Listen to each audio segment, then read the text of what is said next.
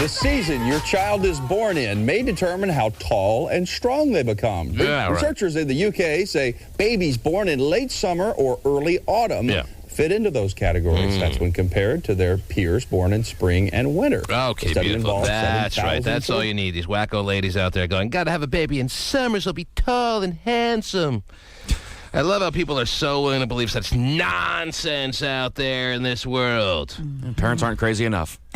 Give them one more reason. No, you can't get me impregnated now. I'll have the baby in the winter, and then I'll have a short, stubby boy. My birthday is in January. Maybe there's more to this than I thought. Something to it. Yeah. Yeah, my son is born in December. So Can't crack 5'5"? Oh, geez. no, he's just there. Well, if you had him in summer, you'd have been a 6-footer. Yeah, right. Nothing to do with your parents' genes at all. It's all about the season. Dang, I should have planned better. Yes. Okay. There it is. And it's making nightly newscasts. All this nonsense. Terry, what other nonsense can you give us for the morning, please? What else do you have there? Oh, well, it looks like STD rates are up. What's that? What's up? STD. STD rates. Cool. Yes. About time we crack down, buckle down, and... According to the Center for Disease Control and Prevention. Yes. According to the CDC, more than 1.1 million cases of chlamydia were diagnosed in the U.S. in 2007.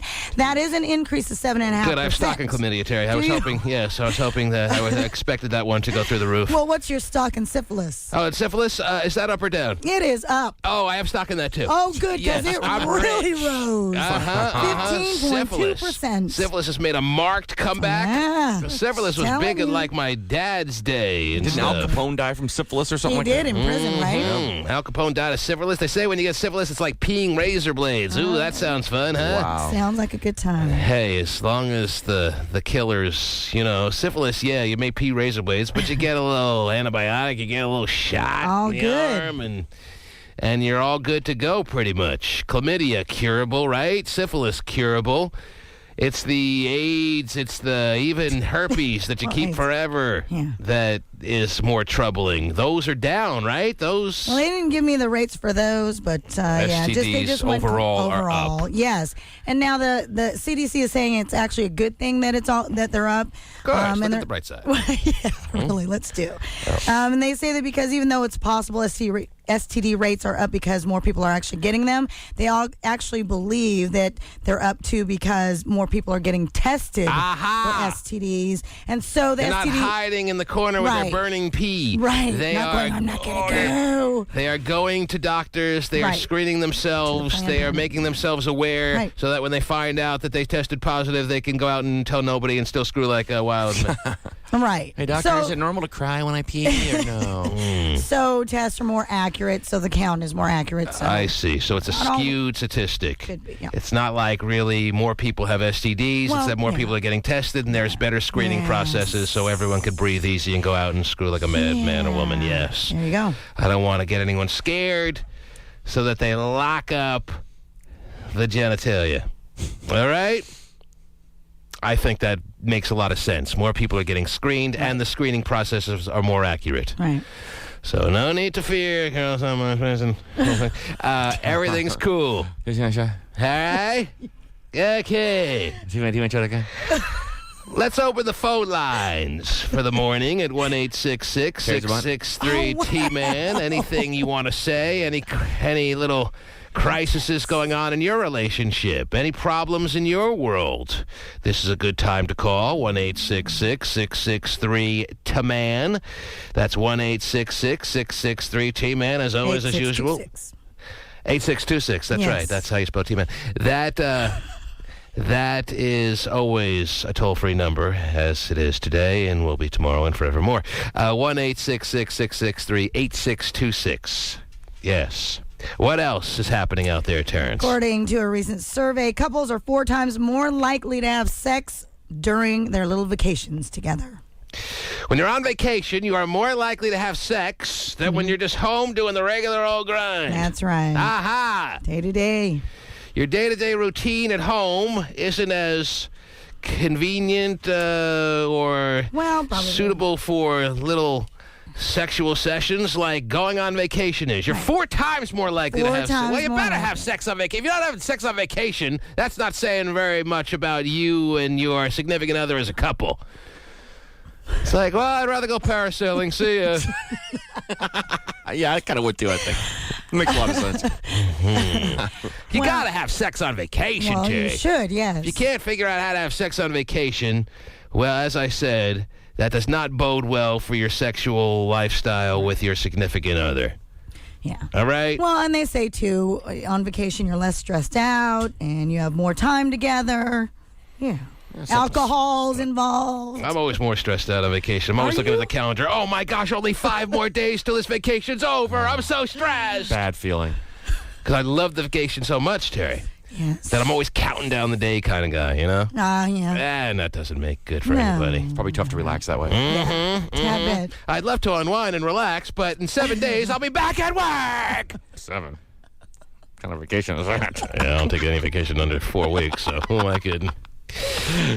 No doubt. There's something about being on vacation, though, that does make you want to do it.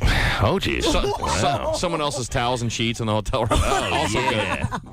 Hot shot. Finally doing it to his wife. Makes beating the paddywhacker a lot less stressful, too. Who cares where it flies? Ceiling, sheets, pillows. I could give a crap. This ain't my You're room. reaching the ceiling. Right on the carpet. Who gives 2 cramps, all right? Because it ain't my joint.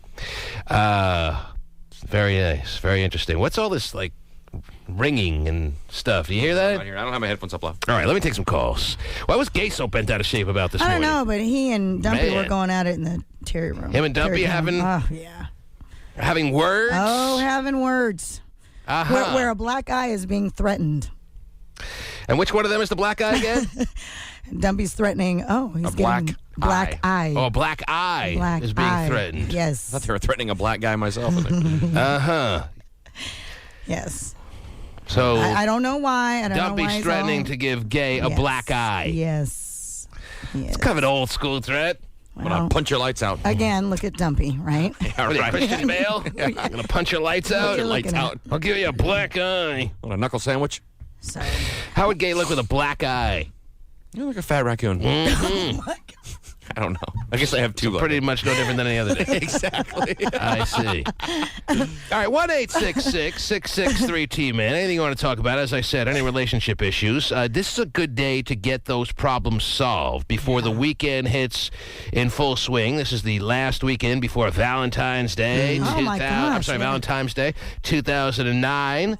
So if you're...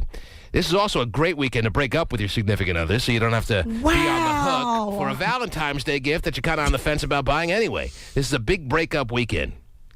So, Is that the cube? so are you Is that the promoting cube this weekend? today? I'm not promoting it, I'm just stating the fact, Terry. This is a big breakup weekend. So if you want to call now and either figure out whether your problem is solvable or your relationship not salvageable, this is a good time to call, and we'll figure that out for you so you don't have to, like, invest in any kind of Valentine's Day gift that is going to hurt your cash flow, which obviously doesn't need any more suffering than it's already been dealing with. Steven, you're on the air. Hello. Hey, what's up, T-Man? How are you, Steven? What's on your mind this morning, bud? Oh, man, I've been going out with my girl for about 4 years, and I was planning on actually proposing Oh. this Valentine's Day. Valentine's. And I found out from her phone a couple nights ago that she's been texting some unknown dude. So her phone just like perked up and started telling you, or what? I mean, Yeah, well, I it's kinda found like out from me. her phone. You Well, were snooping through her phone. You were rifling through her phone. You were suspicious. You were a jealous fiend, like a lot of boyfriends are, and you were looking through her phone for evidence, and you found exactly what you were seeking, right? Yeah, honestly, I had a gut feeling about it, and her Oh. phone pretty much beeped in the middle of the night. Well, what made you think, what gut feeling did you have that made you feel like your girlfriend was a cheating whore? Well, a couple of weeks ago, we were hanging out with Because when men cheat, Terry, it's perfectly on the level. Oh, when women sure. cheat, nothing but 2-bit hoes. Dive Nothing- star hookers. Why can't they control themselves, But women? yeah, a couple weeks ago we were hanging out with a mutual friend, and I see her kind of checking out some other dude, and I usually, as guys, we are all good because we always check out girls. So I kind of... Yeah, everyone accepts that men are low-life scum that can't control themselves today, but women are supposed to have some dignity. Really? Is that how it works? All right, so wait, what did you say, that she was checking out some guy at the Muckleshoot? No, we were at hanging out with a mutual friend of ours. Oh. Yes. Yeah. And she was checking him out, the mutual friend? Yeah, I guess so. She brought another friend, and my girl was checking her friend out pretty much. But I just wanted to say that I thought Valentine's Day would be a great time to say, Steven's a dickhead! Oh. Oh, jeez. That was quite the setup. Yeah, it was. You think you did all that to set up the Steven's a dickhead? Why? You just pulled the ripcord? Well, why would he have a problem with saying Steven's a dickhead? We've never shunned anyone Well, but away from saying we know that, but you know how they like to do a story first and try and sneak it in. Why? But he's saying you don't have to sneak it in. That's You the can whole just point. say I it. understand that. Yeah, apparently you don't. Oh, all right. 1-866-663-T-Man. Let me go to Jacob. I would like to take real problems. If anyone has a real problem, I would like to hear from you this morning. All right? I'm not in the mood for the people that think they're funny. That guy, that didn't make me laugh. All right? I got it. I usually like people that are joking around, but that was not funny. Didn't make me laugh. Right. Stupid. Guy thinks he's clever. Jacob, you're on the air. Hello. Hey, T-Man. Yes. I'm just wondering if humans have any kind of immunities to chlamydia, because my girlfriend got chlamydia in the middle of our relationship, about a 3-year relationship, and I didn't have it, so... Do humans have any immunities to chlamydia? Well, I once shared the story with you that I know a guy who didn't realize that his girlfriend all along through their year-long relationship had HIV. She had AIDS, or I guess more of the early stages, so HIV. And he had sex with her on a regular basis and was just waiting for the day when he would test positive and never did. He had intercourse with her on a year-long basis, regular basis, whatever regular basis means, a few times a week or so, and never got infected. So, yes, I've heard stories like that. You're not some medical marvel. You're not some medical wonder here. I don't know how it translates to chlamydia, but I would imagine if a man could go that long without getting AIDS, then you could probably dodge the raindrops, dodge the bullets of the clap. Nice. Mm-hmm. Well, she kept clapping, and you kept ducking and waving, bobbing and hiding, and you didn't get it. So, hooray for you.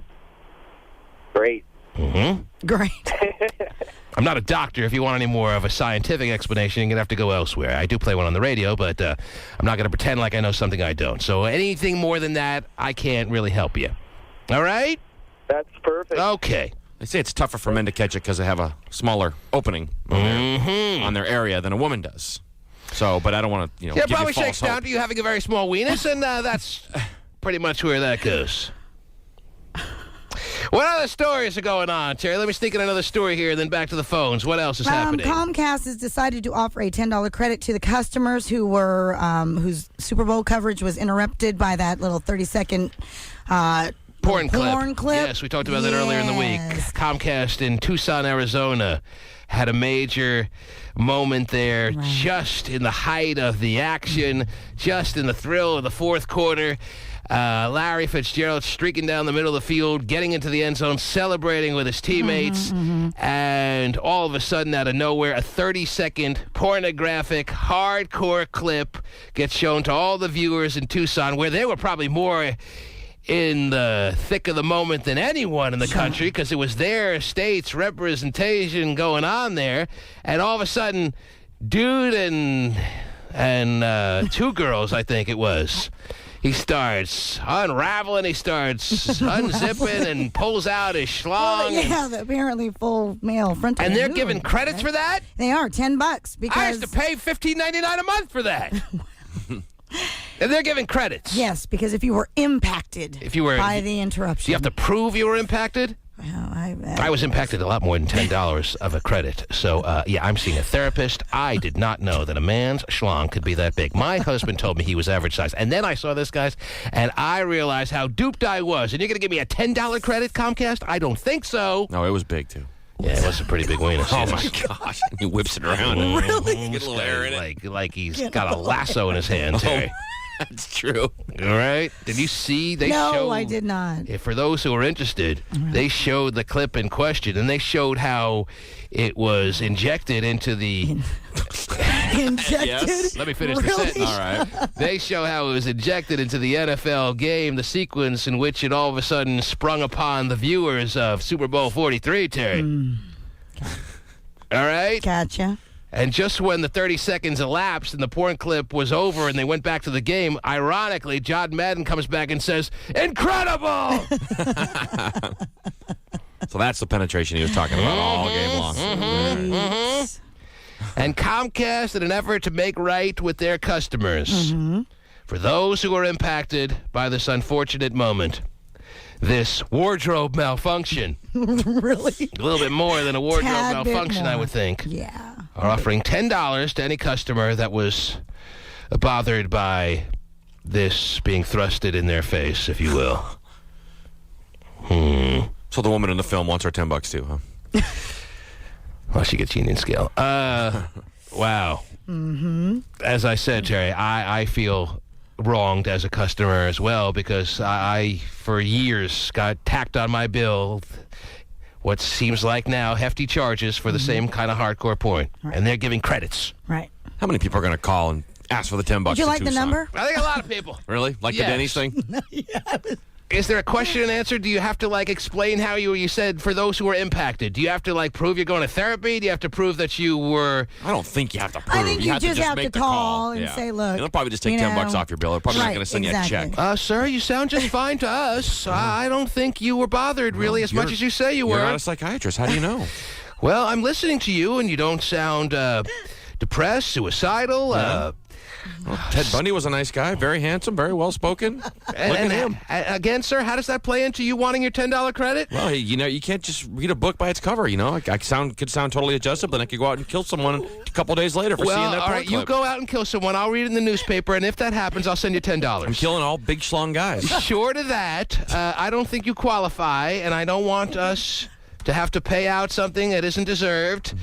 You don't fit the criteria of us giving the $10 credit. Unless you want to explain again of how poorly or negatively you were impacted by this little moment. Okay, how about $5?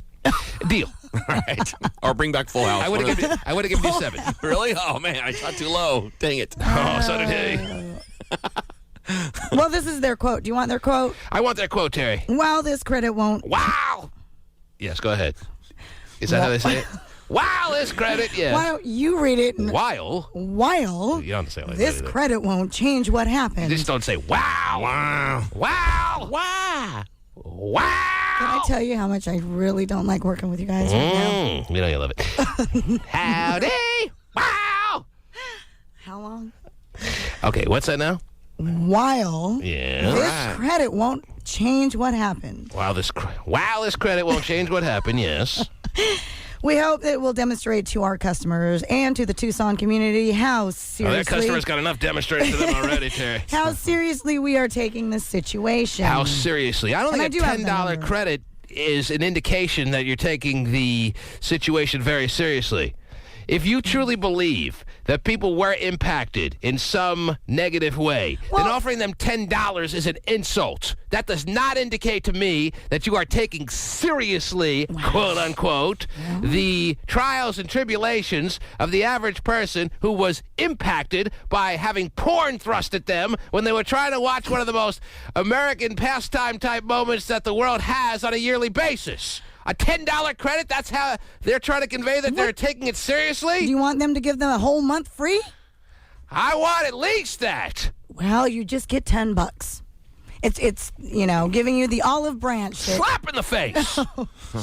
As opposed to the slaps in the ass that I had to be subjected to Well, figure during my Super Bowl time. I don't think Comcast is really... I think they want people to just get over it. And if you want to call and wait on hold for your $10, feel free. Well, people. They're trying to weed people Well, then out. don't hit me with public relations statements of how we're showing the community that we are taking this seriously. Spare me, would you please? They're not. Don't pacify me. Don't try to suggest that you are really wired into the community's issue of how traumatic this could have been by offering them $10. Here's something for your trouble. Hey, the Denny's was giving $6 breakfast out, and there's a line around the block. Well, they didn't have to do that.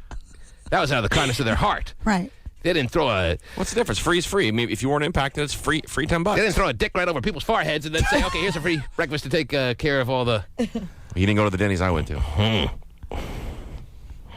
So, let's say it's a free $10. Who's not going to take it? A free $10 is not going to be turned away. Don't get me wrong. It's no fork in the eye. It is a little bit better than a fork in the eye. I'm not going to argue with you there either. Thank you. Oh, But my gosh. I have more really? a problem with their statement coming out and saying they should take care of everything.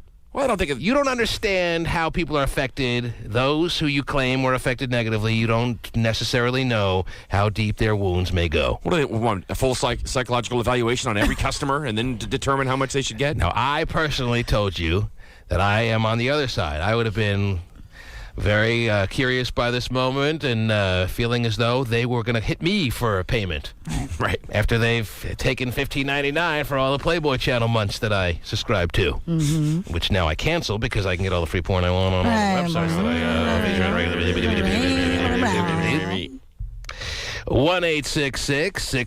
1-866-663-T-Man is the number to call. Anything that's going on in your world that you need to share, any advice that you need, now is the time. 1-866-663-8626. Alana, you're on the air. Hello.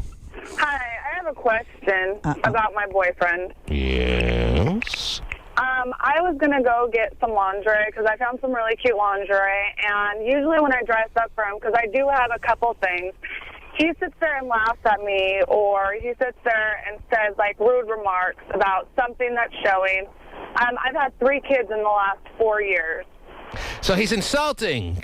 Yeah, and, He thinks he's making little jokes. He thinks it's not affecting you. He thinks maybe a $10 credit to Comcast is going to make everything better, and you are more bothered than he's obviously picking up on. Is that what you're saying to us? Well, he is a couple inches taller than me, and he weighs almost 100 pounds more than me. But he says he's a man, and he's allowed to do that. Oh, jeez. For me, he'll instantly say, why don't you get, us a pass to the YMCA for my birthday? So while he's insulting of you, it's fun to stay he there. himself is not in the greatest shape of all mankind, But and he's yet a he has guy. the audacity to be cracking little jokes about you in lingerie. But he's Yeah, claiming I that actually go to school full-time right now to become a lawyer, and he sits at home. He sits at home, wasting away, really amounting to nothing very quickly, and yet he has the stones to be throwing negative comments that he probably thinks, if you would ask him, he'd probably say, oh, they're just stupid little jokes. I can't believe she's taking it that seriously. She knows me better. He may give you that and make you feel like you're way overreacting. Is that probable or what? Well, he brings our kids into it also. We were eating out. Oh, you have kids with him? She said she had 3 kids in the last Right, 4 she didn't years, say it was right? with him. Oh. You have kids with him. Yeah, and my son was crying, and he said he was crying because I was eating too much. So, And can you confirm for us that that wasn't the case? well, stop. Yeah, he wanted more food. But you had already taken it all down. And your son was starving, and your boy, you're not married to this man, right? No, I'm 20, so... You're 20 and you have 3 kids with him. Okay, you don't have a leg to stand on as far as complaining about anything that he could possibly be doing. You're lucky that he's 3 kids at 20 with how many guys? With one, just him. With 1 guy. Yeah. And he is kind enough to have knocked you up 3 times, and you're complaining about him?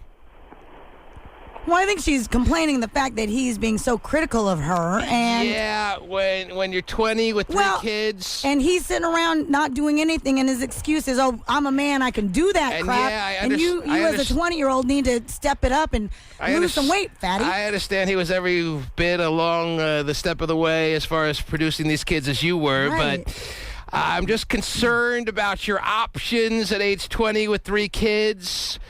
If he were to get annoyed enough by you that he leaves, you may want to be more in the walking on eggshells mode. What? You may want to be more kowtowing to this man who, yes, is in the No. same predicament as you, but it doesn't necessarily have to, harness the kids around his neck the way you have to if you are to take upon to go out in the world and try to look into investing in another relationship, you know? Well, he just got really involved in our lives about a month ago. Huh. Well, he must have been involved on some level to have made 3 kids with you over the past... It couldn't have been like more than a few years ago that you've had these kids. She's 20? Yeah. Yeah. They've been We together just, since like, she was got in a real relationship, though. And you're trying to pretend like you have the time to become a lawyer with 3 kids at age 20? I do. I've actually been going to school. You get a lot of help from family, I'm imagining, or what? No. No help. So what do you do with the 3 kids when you're all busy trying to become a lawyer? And I don't know how much you could really try to pretend like you're becoming a lawyer at age 20. First, you have to go through college. You have to go through pre-law classes and stuff like that. So the thought that you're quickly on the road to becoming an attorney is hard. I'm imagining a pretty big stretch here. Yeah, I'm in college right now in criminal justice. All right. So you're taking pre-law classes, which more or less anyone out there can take. No one should be overwhelmed with feeling impressed by this. All right. But he stays at home, so he's probably watching the It's kids, unfortunate that you, first of all, have had 3 kids with a guy who's going to be such a bastard in your presence and especially in front of your kids. Yeah. But you made a lot of unadvised decisions at an early age that I'm sure you have no one to blame but yourself for. Yeah, but I'm also trying to fix my life to give my children a better life as well as myself. Well, if you would have made more decisions that were appropriate between, and I know you were young, between 16 and 20, you wouldn't have to go balls to the wall, if you will, to try to make all these now adjustments to better your life. Okay? If you got pregnant once between 16 and 20, everyone in this world in this day and age can certainly understand. You got pregnant 3 times by age 20? Really? Fooled once. Fooled again. By a guy who doesn't have enough respect for you to not make such negative, insulting comments in front of not just you, but your kids? Sounds like a real winner you got going here. Who sits on the couch when you're trying to figure out a way to make a life for yourself and does nothing. And you want This does not speak volumes for you, Alana. He does clean. Oh, he cleans. Why didn't you say so? Okay, Oh, my you gosh, got the whoa. mother load here. Yeah, too bad Winner. the power company doesn't take he cleans as an excuse No, why it's they haven't very got their money yet. I mean, he How about does you do help out, nothing but for Valentine's Day for him? So she throws on some lingerie, and she has to be subjected to "you're an overweight," whatever a fatty, kind of pretty comment. much. And I think, really, given the circumstances surrounding all this, it may be the least of her worries. Yes. All right, I don't even think you have the time necessarily with 3 kids and trying to better your life and become this future attorney to be insulted. I don't think someone like you has the time or the strength to get insulted. It's the least of your worries, Alana. he's always talking about his ex-girlfriends and how good they look, though. And Oh, my gosh. compares You're me. really that concerned? And if you're lucky, he'll wind up with one of them. Right, All no right? kidding. Please. If you're lucky, he'll wind up with one of these ex-girlfriends that he likes to thrust in your face to push your buttons. All right? Okay. Alana, you got a Yeah. lot of work ahead of you. Oh, Okay. All right? All right. Thank you. Okay. I don't think F. Lee Bailey's shaking in his boots quite yet. 3 kids with the bastard? Really? Yes. In 4 years, yeah. Not just fooled by the same trick once, but No. fooled by the same trick twice by this guy? Yes. Oh, I hate my life. Give me another. Nah, we don't need condoms. I'm Oh, good. you're such a rude, worthless scum. Please inject more semen in me. Oh, man. Dang it, sorry. Jeez. That is so sorry. Okay? I hear you. And yet she's calling up complaining that he made a negative comment to her. When she's trying to put on some lingerie. You get got all- bigger fish to fry and 3 kids to feed him to. Okay, honey? TheTmanShow.com.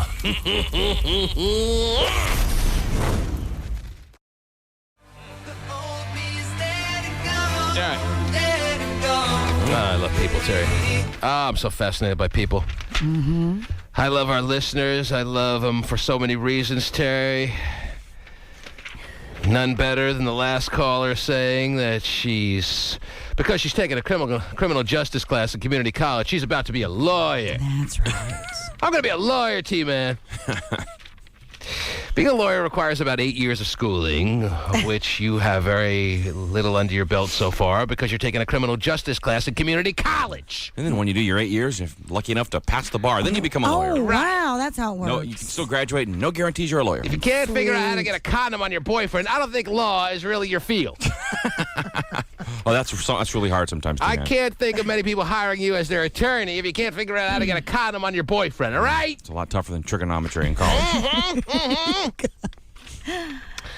Okay, we have WWE No Way Out tickets to give away before the end of the show, Terry. All right. As you know. Who's the Can-Am Connection? Vinnie the Pooh.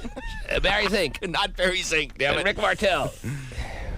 That was a lame question I got to Great admit, by the question. way. It was a terrible question. I could give you... Oh, but the name of the dog in the British Bulldogs. Oh, that's That was great yours, question. by the way. That was also well, yours. it's not any worse than Matilda, that. right? You're knocking your own question again. I'm just saying they're on an equal playing field. My That one point you is, I can give an obscure question about an obscure wrestler that never really made it that big and make it into a trivia question a million times over. Yeah, well, someone got it. There are tons of them. Somebody got it. Yes, I will Give me you one that. about an obscure wrestler. Oh, the I Super will Machine. Give you that. The Super Machine. Less popular than Can-Am Connection, Isn't by it the way. kind of interesting that the Super Machine went on to become Kinda.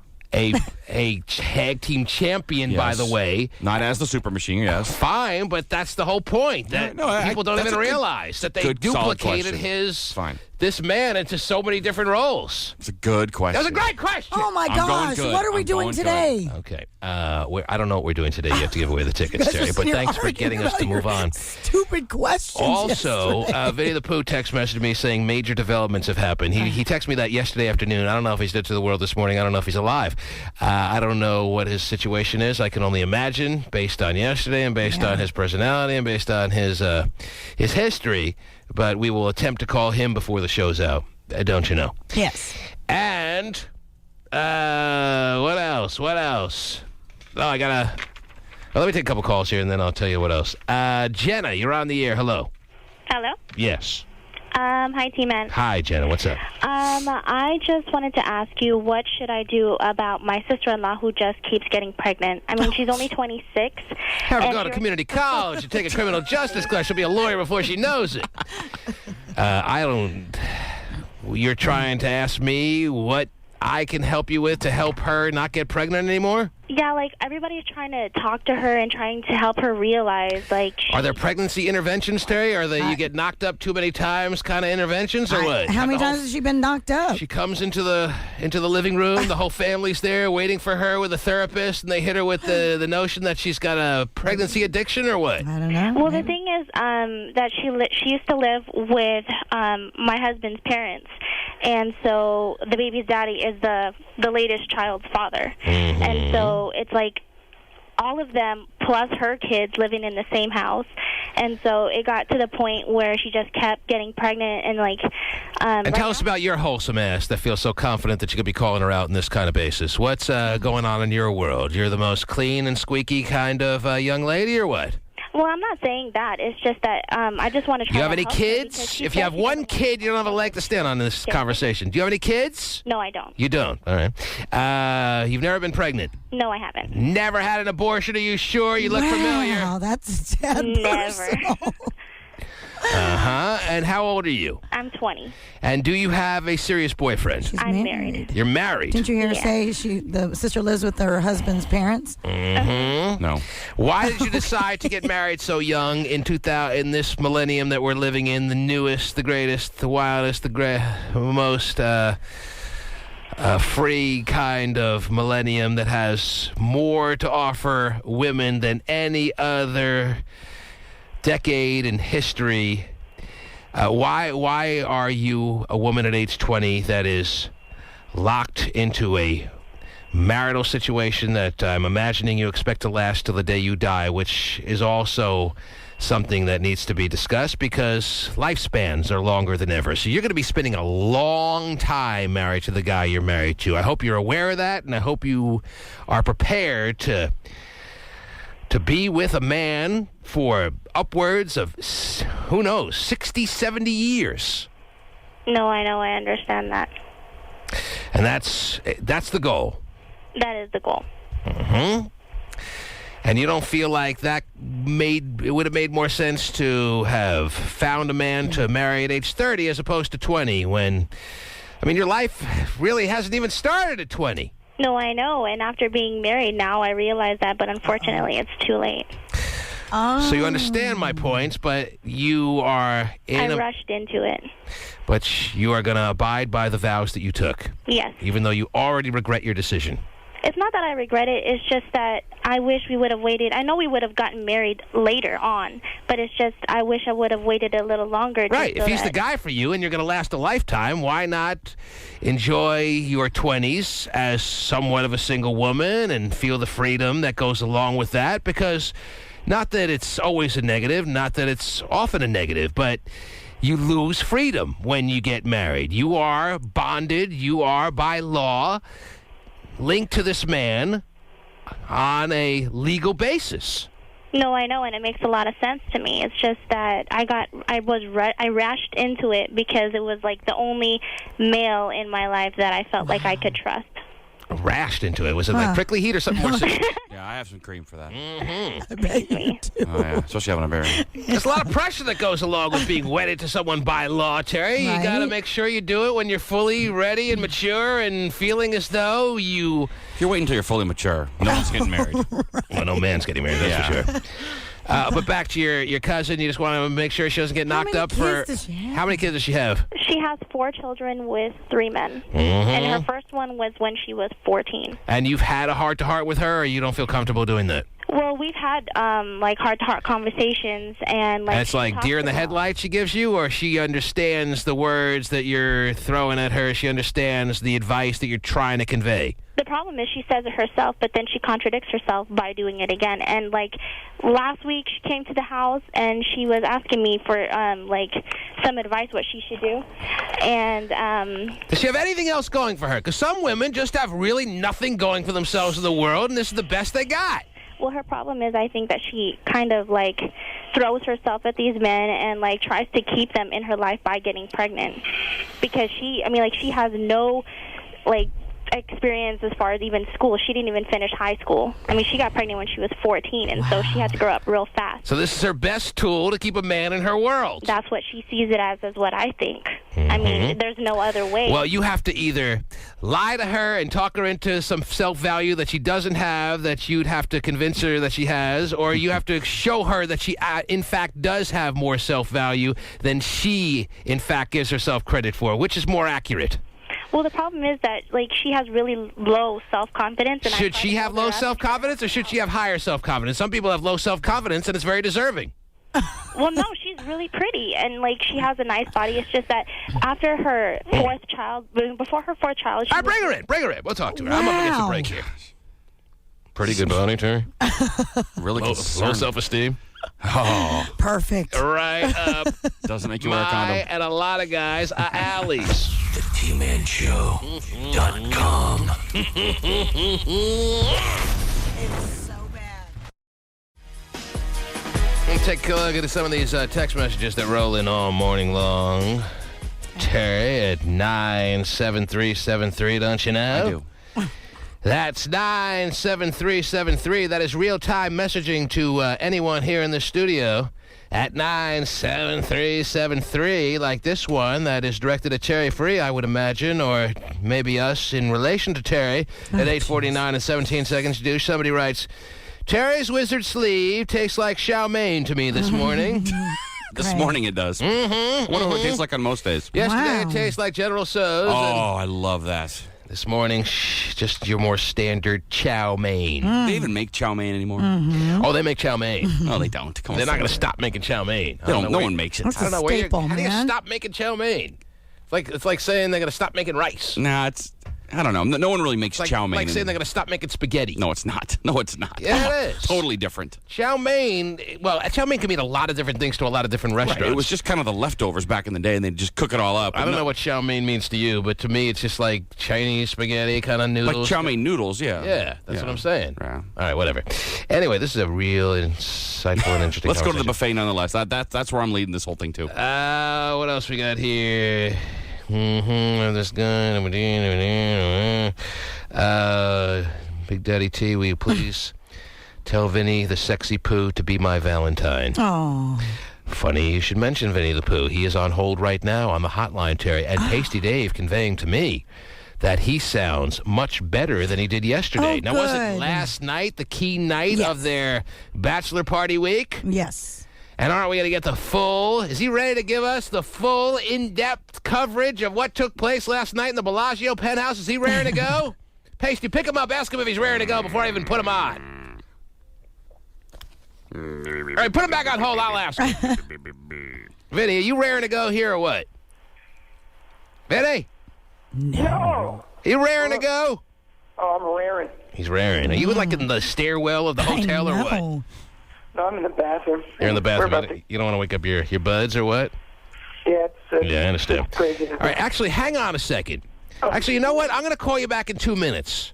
All right, because I got an idea I want to throw at Terry and Hotshot. It's nothing bad. I won't touch it. I already told you. Wow. Well, that was during the break. I told you about that. Okay. Wait, actually, somebody writes here, before I let you go for a quick second, somebody writes at 8:15 and 21 seconds, I know he's in Vegas, but I just wanted to wish Vinnie the Pooh a very happy birthday. Is today your birthday? Today is birthday. Today's your birthday? Happy birthday. Wow. See, I can't on Facebook to tell me when everyone's birthday is. I guess you're not on Facebook, are you, Vinny? No. He's a MySpace guy. Get your ass on Facebook. So what? You can be a MySpace guy and realize that Facebook's where it's at right now. Well, he swears that's not the truth. Well, he's wrong. I know. He's wrong. But anyway. He's old school. He is old school with his MySpace. Anyway. Trusty phone and old MySpace. Let me call you back in a couple of minutes. I want to talk to Terry and everyone about something.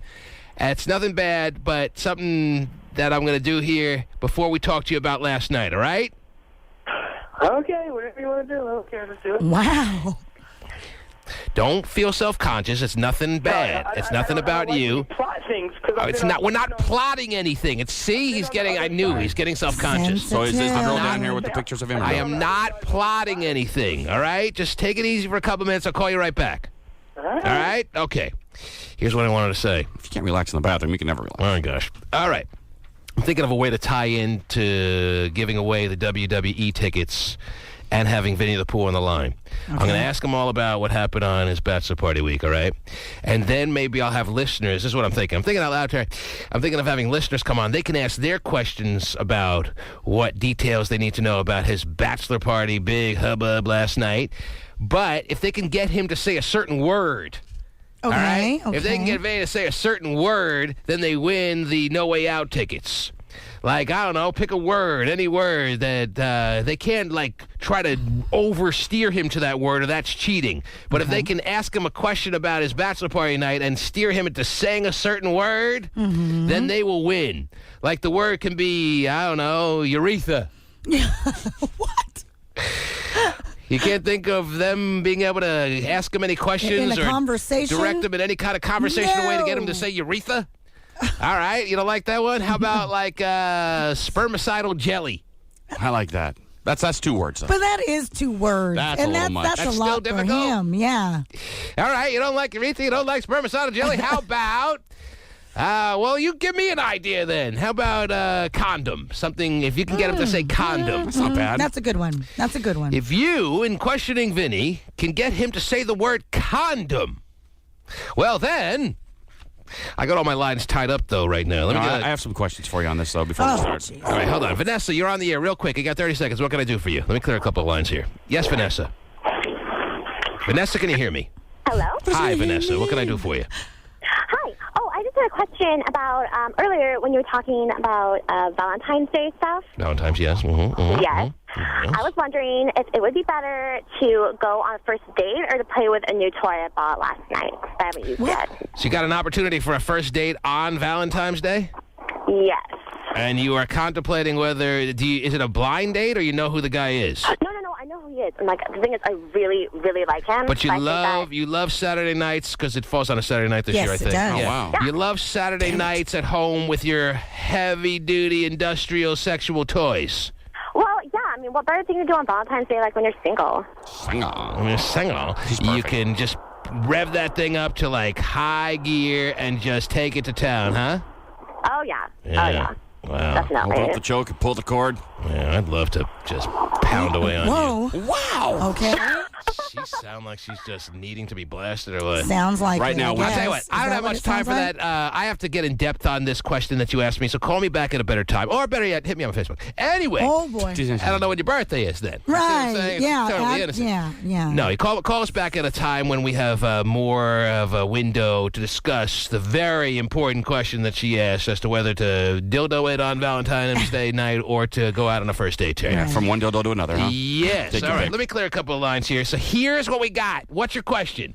I have a if couple, you can actually. get Vinnie the He's got Pooh more than to one. say the word condom, Okay.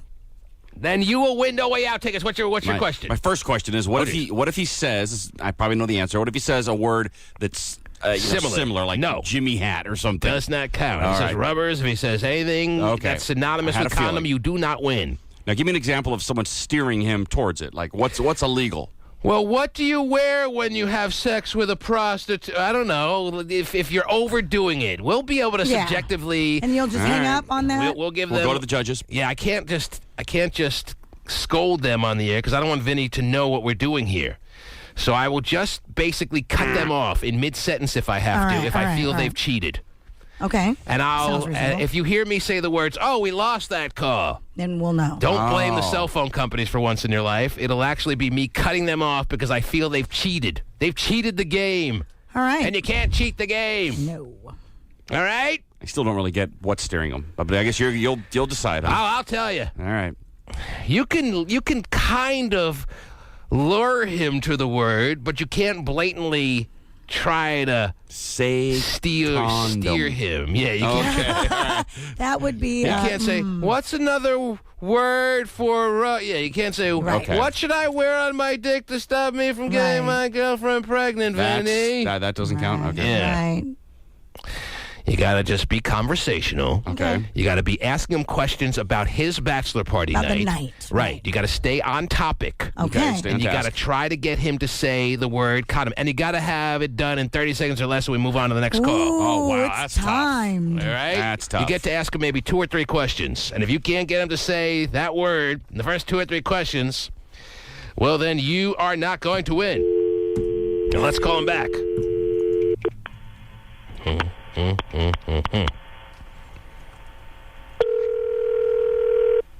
He's all paranoid now, thinking we're talking about him and all that stuff. Definitely. Yeah. His friends listening or something. I'd be a little paranoid, too, if he said Yeah, that I to would me. be too. Jeez, you guys. No, he's not going to answer. Oh, jeez. All this planning, and now he's not going to answer? 2062. Please. Just call the room, right?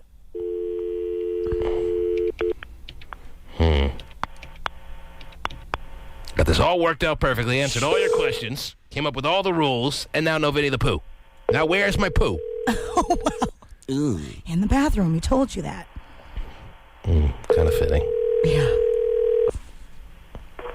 Oh, there he is. Hello? Hey! What's happening, my friend? What's up? I feel that uncomfortableness now because you feel like we're plotting against you. That's not what happened here. Trust I me. absolutely do. I mean, I've been known never to doubt you until waiting until you're like tonight. Oh, geez. Especially on your birthday. I'm not going to do anything, with any negative connotations, all right? First of all, happy birthday. Yes. Second of all, please inform us on how last night went. Last night was pretty crazy. I don't even know where to begin, really. I mean, we went to LAX, got a table, spent, what was the number? Like $1,300 last night. Wow. The dumbest thing I could ever do. How much out of your pocket? Yeah. $1,300. Oh, out of your Out pocket? of your pocket? Combined with the $1,600 the night before? You spent $3,000 so far in 2 nights? Hello? And not gambling. Wow. I Or suck getting at gambling. All right, as far as your expectations, let's say your expectations were for a 5-star night. How many stars would you give this night? As far as the To be bachelor. honest, I would give it either a super high 3 or a low 4. All right, so that's honest.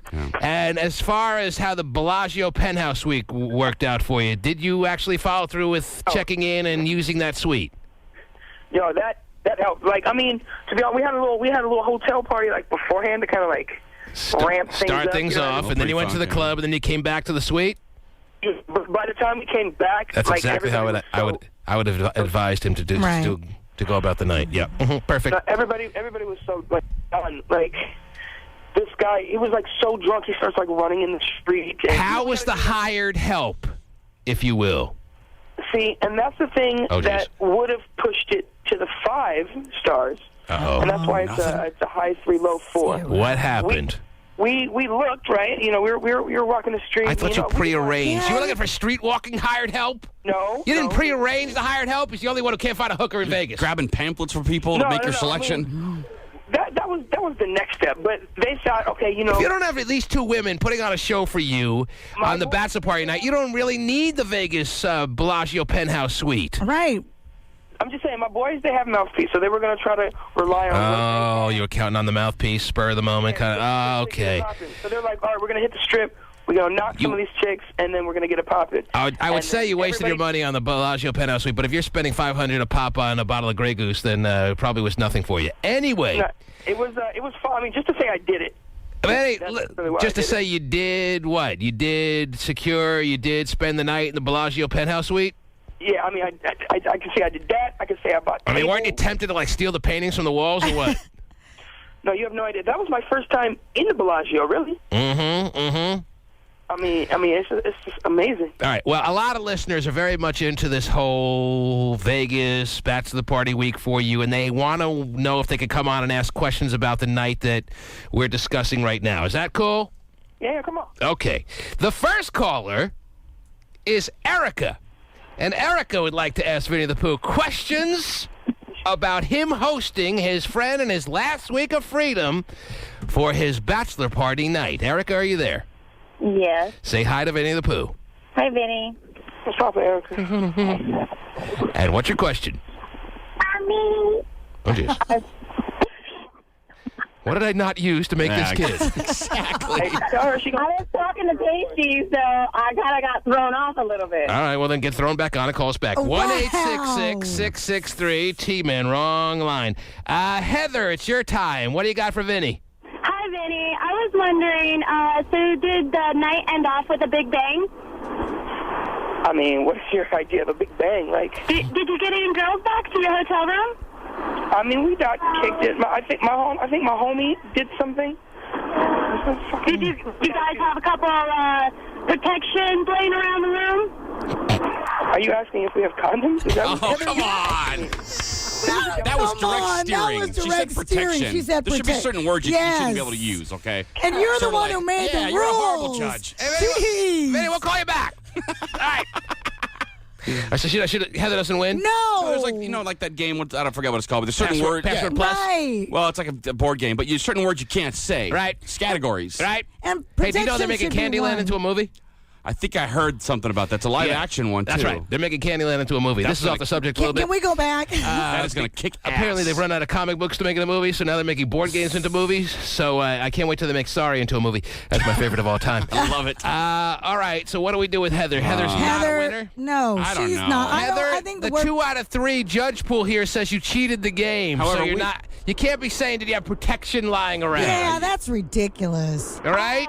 You Good lose. effort. Good effort. Nice effort. Yeah, but no, nice lead up. You don't win. No. We'll give you a CD. There Hang you on. go. Hang on. All right, we need a new word then. Okay, I need a new word. New word. All right. And we got to call Vinnie back, and I think he's getting fed up with us already. Okay. He really thinks we want to hear about his night. Poor guy. All right. Well, what's the new word? If you get Vinnie the Pooh to say the word foreskin. Oh, boy. That ain't going to happen. Come on. I don't see you give me any ideas. That's true. That's true. We're not. If you get Vinnie the Pooh to say the word guilt. Oh. Being that it's a bachelor party and, Okay, there's your word. Yeah, That's a reasonable word, not right? a bad word, Either yeah. that or labia. What do you think? Can we go guilt? Oh, geez. All right, there's your new word. Labia. That'd be easy, right? And this time I'm going to be much more trigger finger happy if you start steering them too far down a blatant road. But wait a minute. Can we come up with like at least 2 words that you can't say just so the contestant knows? As far as guilt? Yes. Okay, you can't say the word conscience. Okay. And you can't say the word cheating. What are the 2 words? I like that. Yeah. Okay, those are 2 words you can't use. Okay. Cheat or cheating, any form of cheat.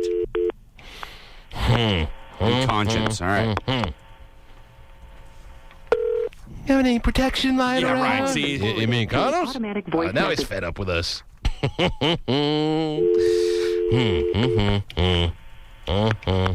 love that song. I do too.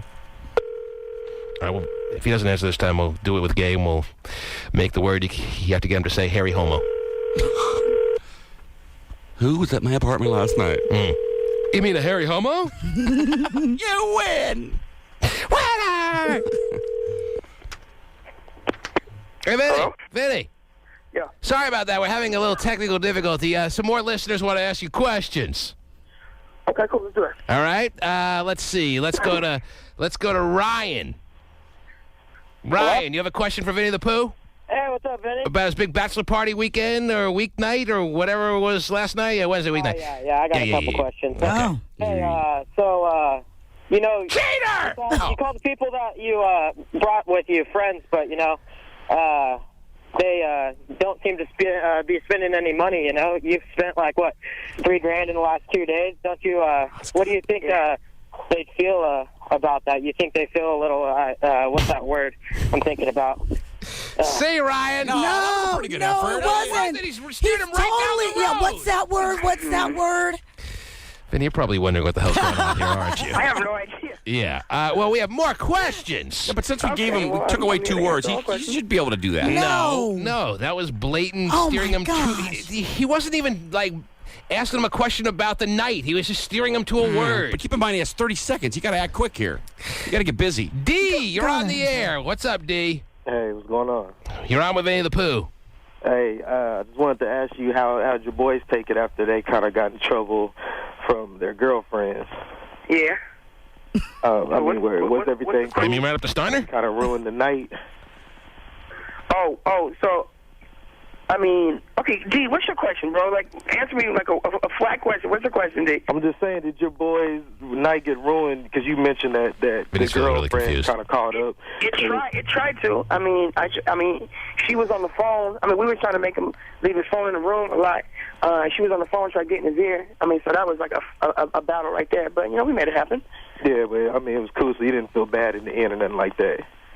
Of course not. Why would I feel bad, D? It's my dude. It's a bachelor party. His girl kissed my ass. So. No, I could dig that. Yeah, okay. All right, Dave. Nice try. Yeah, that really was a good angle. He That was good. He played the game, Terry. Good job, D. What? No. They're not trying to get you to say a word. What makes you think that? Yeah, We what? wouldn't use you as a pawn. We love your stories. We're not trying to spin this into something else. We're really genuinely interested about your night. That's right. Okay, cool. Steve, you're on the air to try to get Vinny to say a word. What do you got, Steve? I can't even play.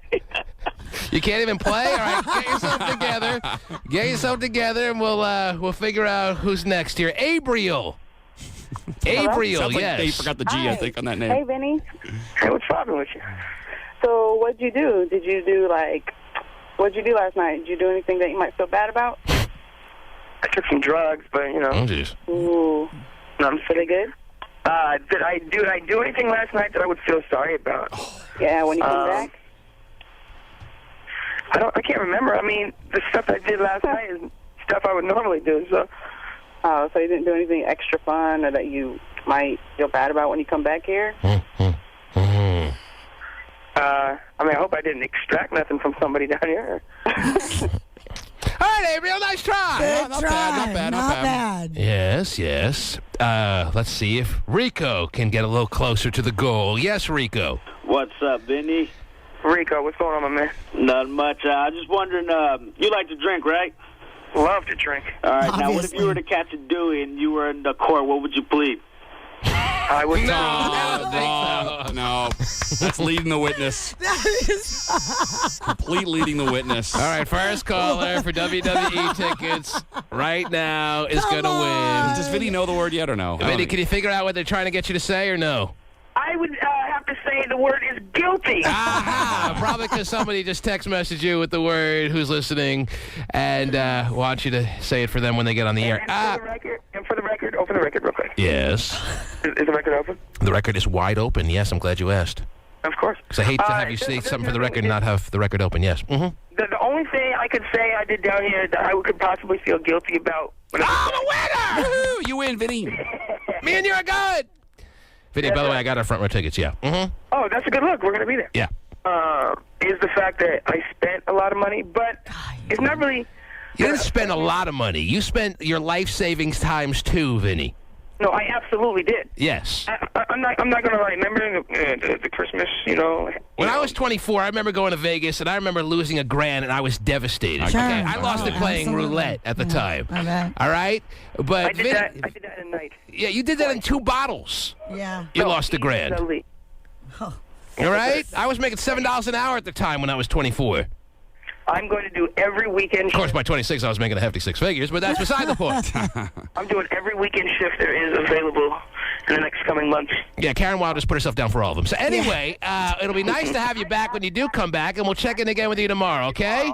Sounds amazing. Love you, Vinny. Happy birthday, my friends. Woo! There he is. Party like it's your birthday. Arriba. And what do you feel when you cheat on your girlfriend and she catches you bare ass? I know. Like a cheating bastard? Got close, though, when he said Not nothing to bad. feel sorry about. I was like, oh, we almost had him. I think he knew all along. I think someone text messaged him, and he knew what the word is, and he was just playing along. That's stupid. That's It's what a I good think. game. I had a feeling somebody out there, he has all his circles listening to the program, and I'm sure he got hit 1,000,000 times with what we were doing here. Yeah. Mm-hmm. So what really happened here? A whole lot of nothing. So first caller, as I said, is going to win. Or we'll just hang him on. We'll hang on to him maybe to tomorrow and give away 2 pairs. We'll give away 2 pairs tomorrow. Who's on the Can-Am Connection? There's a good question. We will give 2 pairs away tomorrow when we play What's in Terry Free's Purse. Oh, that's not what I thought you were going to say. Puss? Yes. Yeah. Mm-hmm. Well, we have 2 pairs of tickets, so. Hey, a license plate. What do you know? Oh, jeez. A tire. What do you know? The TManShow.com. Sharks. It's always like a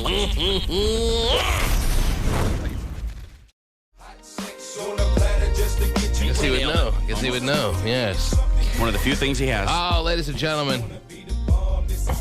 Call your friends, phone the neighbors. The legendary Shelly Hard, better known as Shecker to you and me. She is coming along with the, as I said, legendary old school lunch. Yes. In just a little bit, we have those WWE tickets that we're going to hold on to till tomorrow morning, where we give you a double time kind of giveaway action happening here. All right? Does that work for you? Absolutely. Any final thoughts you want to leave us with today, Terry? No. My teeth feel a little funny. I got a cleaning yesterday, and they're still kind of really? sore. Yeah, she really dug in deep to the gums there. So,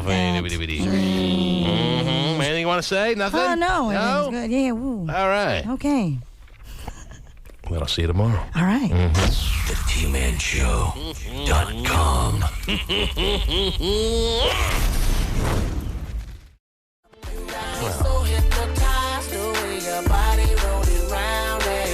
Oh, thanks for noticing.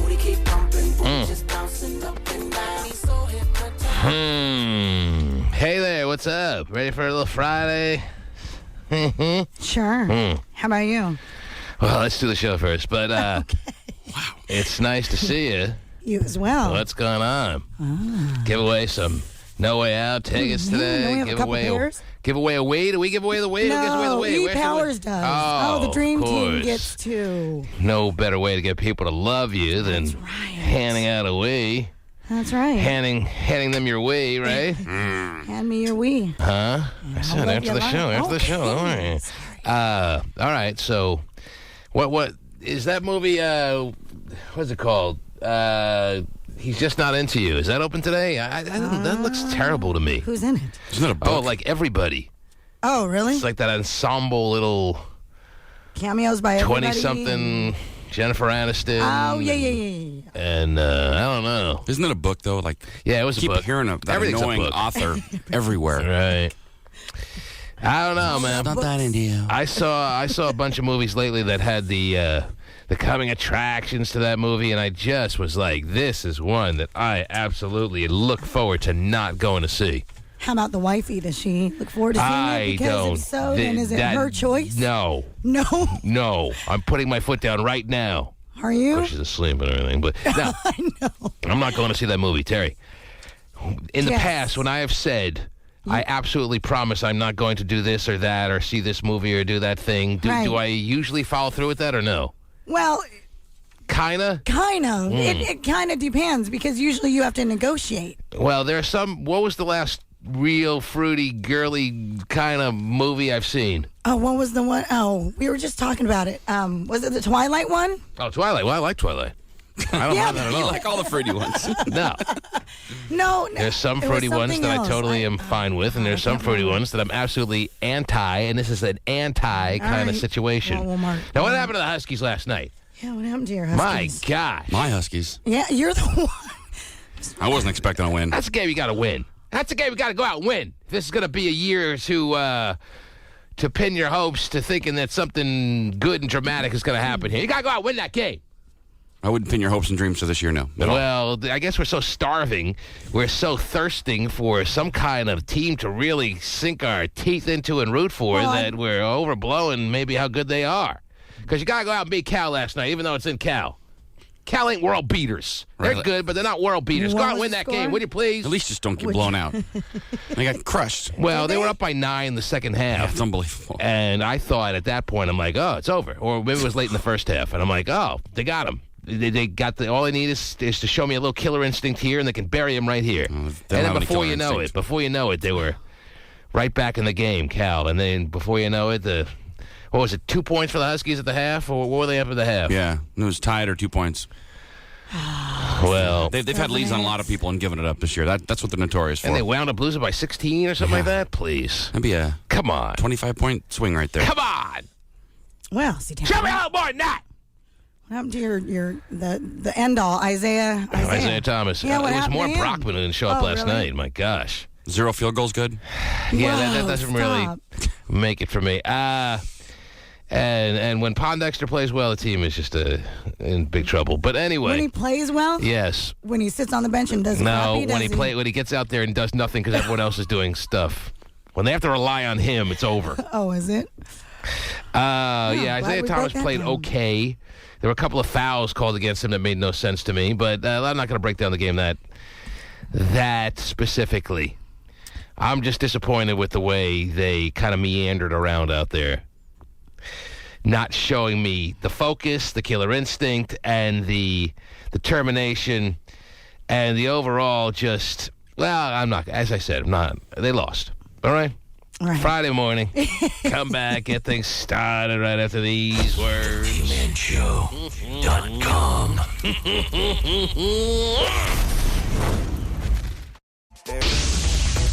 Are the Beckhams leaving L.A. for Italy? If things go David's way, yes. Yeah. The soccer star announced last night he's looking to get out of his multi-million-dollar contract with the L.A. Galaxy. Yeah, that went well. That was a great signing by the Galaxy. Yeah. It really turned the country on its ear for soccer. We are just in a soccer frenzy. We are. Everything they wanted to get out of signing David Beckham to this ridiculously overpriced contract. They got every penny of their money's worth and more. Oh, they did. I mean, he just scored goal after goal. Oh, my gosh, wasn't injured ever. Galaxy was just a dominant team. Yes. The country just embraced soccer like I've never seen before. We're ready to even call it football now. And it was just the perfect coup. Yeah. And now he's feeling like he did his part here, and he can go back to Europe. Oh, good. Let's be honest. What did he do over here? All he did is come over, do some elaborate shopping, and leave. And paparazzi and TV followed him everywhere. Right. They were seen in Neiman Marcus a few times. They left. It's good for the economy. Mm-hmm. Really? He's like, I'm not staying in this broke country. Yeah, no kidding. The dollar's worth nothing. This country's going under. I'm going back to the lira. So, yeah, he's out of here. That was a terrific situation for the LA Galaxy. The owner is just a brilliant, ahead-of-the-curve kind of guy. Absolutely. Mm-hmm. Way to bring it to the States. Yeah. But, hey, it got you and I to join a co-ed soccer league. Oh, we got a lot of that. Those soccer babes, let me tell you, they are some horny girls. Oh, yeah. The ones that like guys. That's always a bonus. Wow. Even the ones that don't like guys are pretty horny. Anyway, I guess. Actually, a little bit more horny. I have. It took me a while to come around to this, but I have realized that those girls who play soccer and those girls who run track, they are amongst the horniest in the girl galaxy, Terry. Speaking of galaxies. Okay? As horny as the women that play basketball? Well, you know. Oh, jeez. I do have some standards. All right. What else is going on? So, David Beckham and his lovely wife, Posh. She is so posh. They've had it with the states. They felt they've done their part. They don't feel like they should return any of the money that he got paid to do nothing. Right. And how many games did he really even play? I think he really seriously only played like two because he was like injured. 2 games, and in those games he played about a total of 6 minutes. Yeah, something like that. And greatest thing to happen to soccer since Pele. I think he only bent it maybe once or twice. At least Pele worked his ass off when he played in American soccer. He invented the bicycle kick. He was awesome. Right. He played at like 40 in that league. Played at like 62 years old and was busting his ass out there to try to make the Cosmos feel like they got their money's worth. Yeah. Even brought over his buddies. Come on. And that didn't work. No. David Beckham, all he did was go shopping. Well, yeah. Hang out at the mall with his wife. Yeah, I got a few, you know. Put on some fancy stunner shades. Threw on some really fancy cologne. Oh, man. Nightmare. Just wanted to get in the movies. That didn't happen. Now I'm gone. You won't let me in your movies. I'm out of here. The fanfare about him was just crazy. You let everyone in your movie that's being released tonight of She's Just Not that into you. Who's in? Come on. I told you everyone in there. You did. Everyone in their cousin is in this movie tonight. What's the Drew Barrymore, Jennifer Aniston, right? Aniston, Ben yes, Affleck. Yes. I think Jennifer Garner maybe too. No, Jennifer it's just Garner. Everybody. Scarlett Johansson. Oh, I love Scarlett Johansson. See, that's Jennifer the only reason Connelly. I consider seeing this movie. Kevin Conley, Jennifer Goodwin, Bradley Cooper, Justin Long. It's a romantic comedy about couples where one person is always less infatuated than the other. Wow, really? I couldn't figure that out from the title. No way. All right. I had no idea what it was about. And they're expecting people to turn out in droves for this movie, or what? Sure. Just because they put everyone in the flick? Yes. I don't know. Pink Panther 2 is coming out today, too. Oh, but mark me down for that one. They did not make a sequel to that, did they? Well, got to keep Beyonce working. Is she in this one or no? That would be no. Oh. Well, then never mind. Anyway. Andy Garcia is Doesn't sound like a great weekend for movies. Let's just put it that way. No, Unless it's something that's been been released last week or the few weeks before. I don't feel like it's a movie weekend. No. There are some movies I think I got to catch up on. Like, I still want to see Slumdog Millionaire. Although, now that the high bar has been put up for that movie, I'm hearing people come out and say, I was expecting a lot and kind of bummed me out and all this stuff. It's great when you're like at the Sundance Festival and you don't expect anything. Right. And it blows you away. It blows you away at the Sundance Film Festival. Also a great spot for horny women, from what I hear. I've never been to one. Does it make you want to go? But you kidding? I hear it is hookup central. A lot of young, 18 to 22-year-old girls who are trying to break into the movie biz, who understand that part of the deal is the casting couch. Sure. And will do anything to get in even an indie film, Terry. That is a good spot. It's always like up in the mountains somewhere, right? Colorado. Yeah, in the Rockies. And, you feel like the altitude can be your excuse for why you're being so horny. The air has made me so... Right, I can't... I'm all lightheaded. Ooh, gosh, okay, sorry. Maybe if I unbutton your fly, I'll feel better. Yeah, probably. I bet you will. Right. Give it a try. If I lay down right here. It's always a good start. And you do me I got a right big drum right out in here for you, baby. So I hear that is just an outright hookup, like central frenzy kind of deal. No. Well, get there. The movie Push, does that interest you at all? Push, never heard of it. Don't know anything about it. Sci-fi action flick, kind of like Jumper type thing. Like Jumper? Sort of. I like Jumper. I mean, it's like action sci-fi like that. I still want to be a jumper. Do you? I'd like to be like right here, right Bad now, and ending, then by the way. 2 seconds from now, right at the pyramids or something. Yeah, stupid ending, by the way. Stupid ending to Jumper? Totally. Can't even remember the ending to Jumper. I saw it about a year or so ago in the theaters. Yeah. Liked it. Right. I mean, for what it was worth. For what it was worth. And can't remember the ending to say if, you just saw it recently or something, or what? Okay. Well, I told you to Netflix or whatever you got to do to rent or see. Bobby, I haven't even told you yet. Oh, I thought we're talking about Jumper, though. No. Oh. You don't listen to me. Well, you don't listen I told you. Well, I don't listen to you because you don't know what I'm saying. I got a lot to say, though. I told you to Netflix, rent, or somehow see Vicky Cristina Barcelona because I think you'll like that. Yeah, you did. I think you'll like it. You especially. I'm recommending that for you. Why? Just because I think you'll like the storyline. And I think you'll like the dude who plays the key character in the male role. I think there'll be something about him that does it for you. I've seen him. I think you'll get a little moist. Is what I'm saying. A little moist. I'm promising you moisture. All right, that's all I'm saying. I'm recommending that specifically for you. You really think you know what's going to make me moist? I think I have an idea of. We're grossing Hotshot out. Jeez, I hate that, especially with Terry. He's expecting a child any second now. Any second, it's true. I am personalizing a recommendation for you. That's all I'm doing. And I think you'll come in and say, yeah, thanks for pointing me in that direction. I really like that movie. That's what I'm doing. That's all I'm doing. But there's one particular scene that... No. Well, there's one particular scene that I liked. It was a little contrived and everything. A little threesome between Penelope Cruz and Scarlett Johansson and that dude that I told you you'll like, a European actor that's... He's pretty solid, a pretty good actor, and pretty interesting character in this movie. Did you see the movie, Pasty? Because you're nodding your head a lot. You what? He knows who it is. He knows he likes the guy. Oh, yeah. You haven't seen it, though, huh? You what? Where's your mic? What? I definitely want to see it. It's on the list. Well, I'm not recommending it for you. Okay. Well, he was the guy that was in No Country for Old Men. With yes. Oh, is that right? You saw that movie?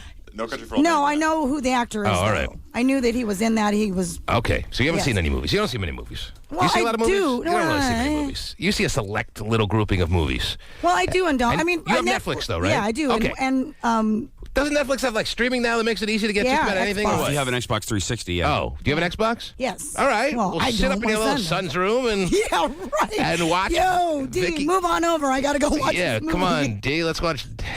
You're going to college. Let's watch Scarlett Johansson and Penelope Cruz and Spaniard have a threesome here. And that's a great combo, man. Those say two. Okay. Mm-hmm. That is a nice little mix. It's great. Of Penelope Cruz and Scarlett Johansson in the same love little triangle. Who's pulling that off?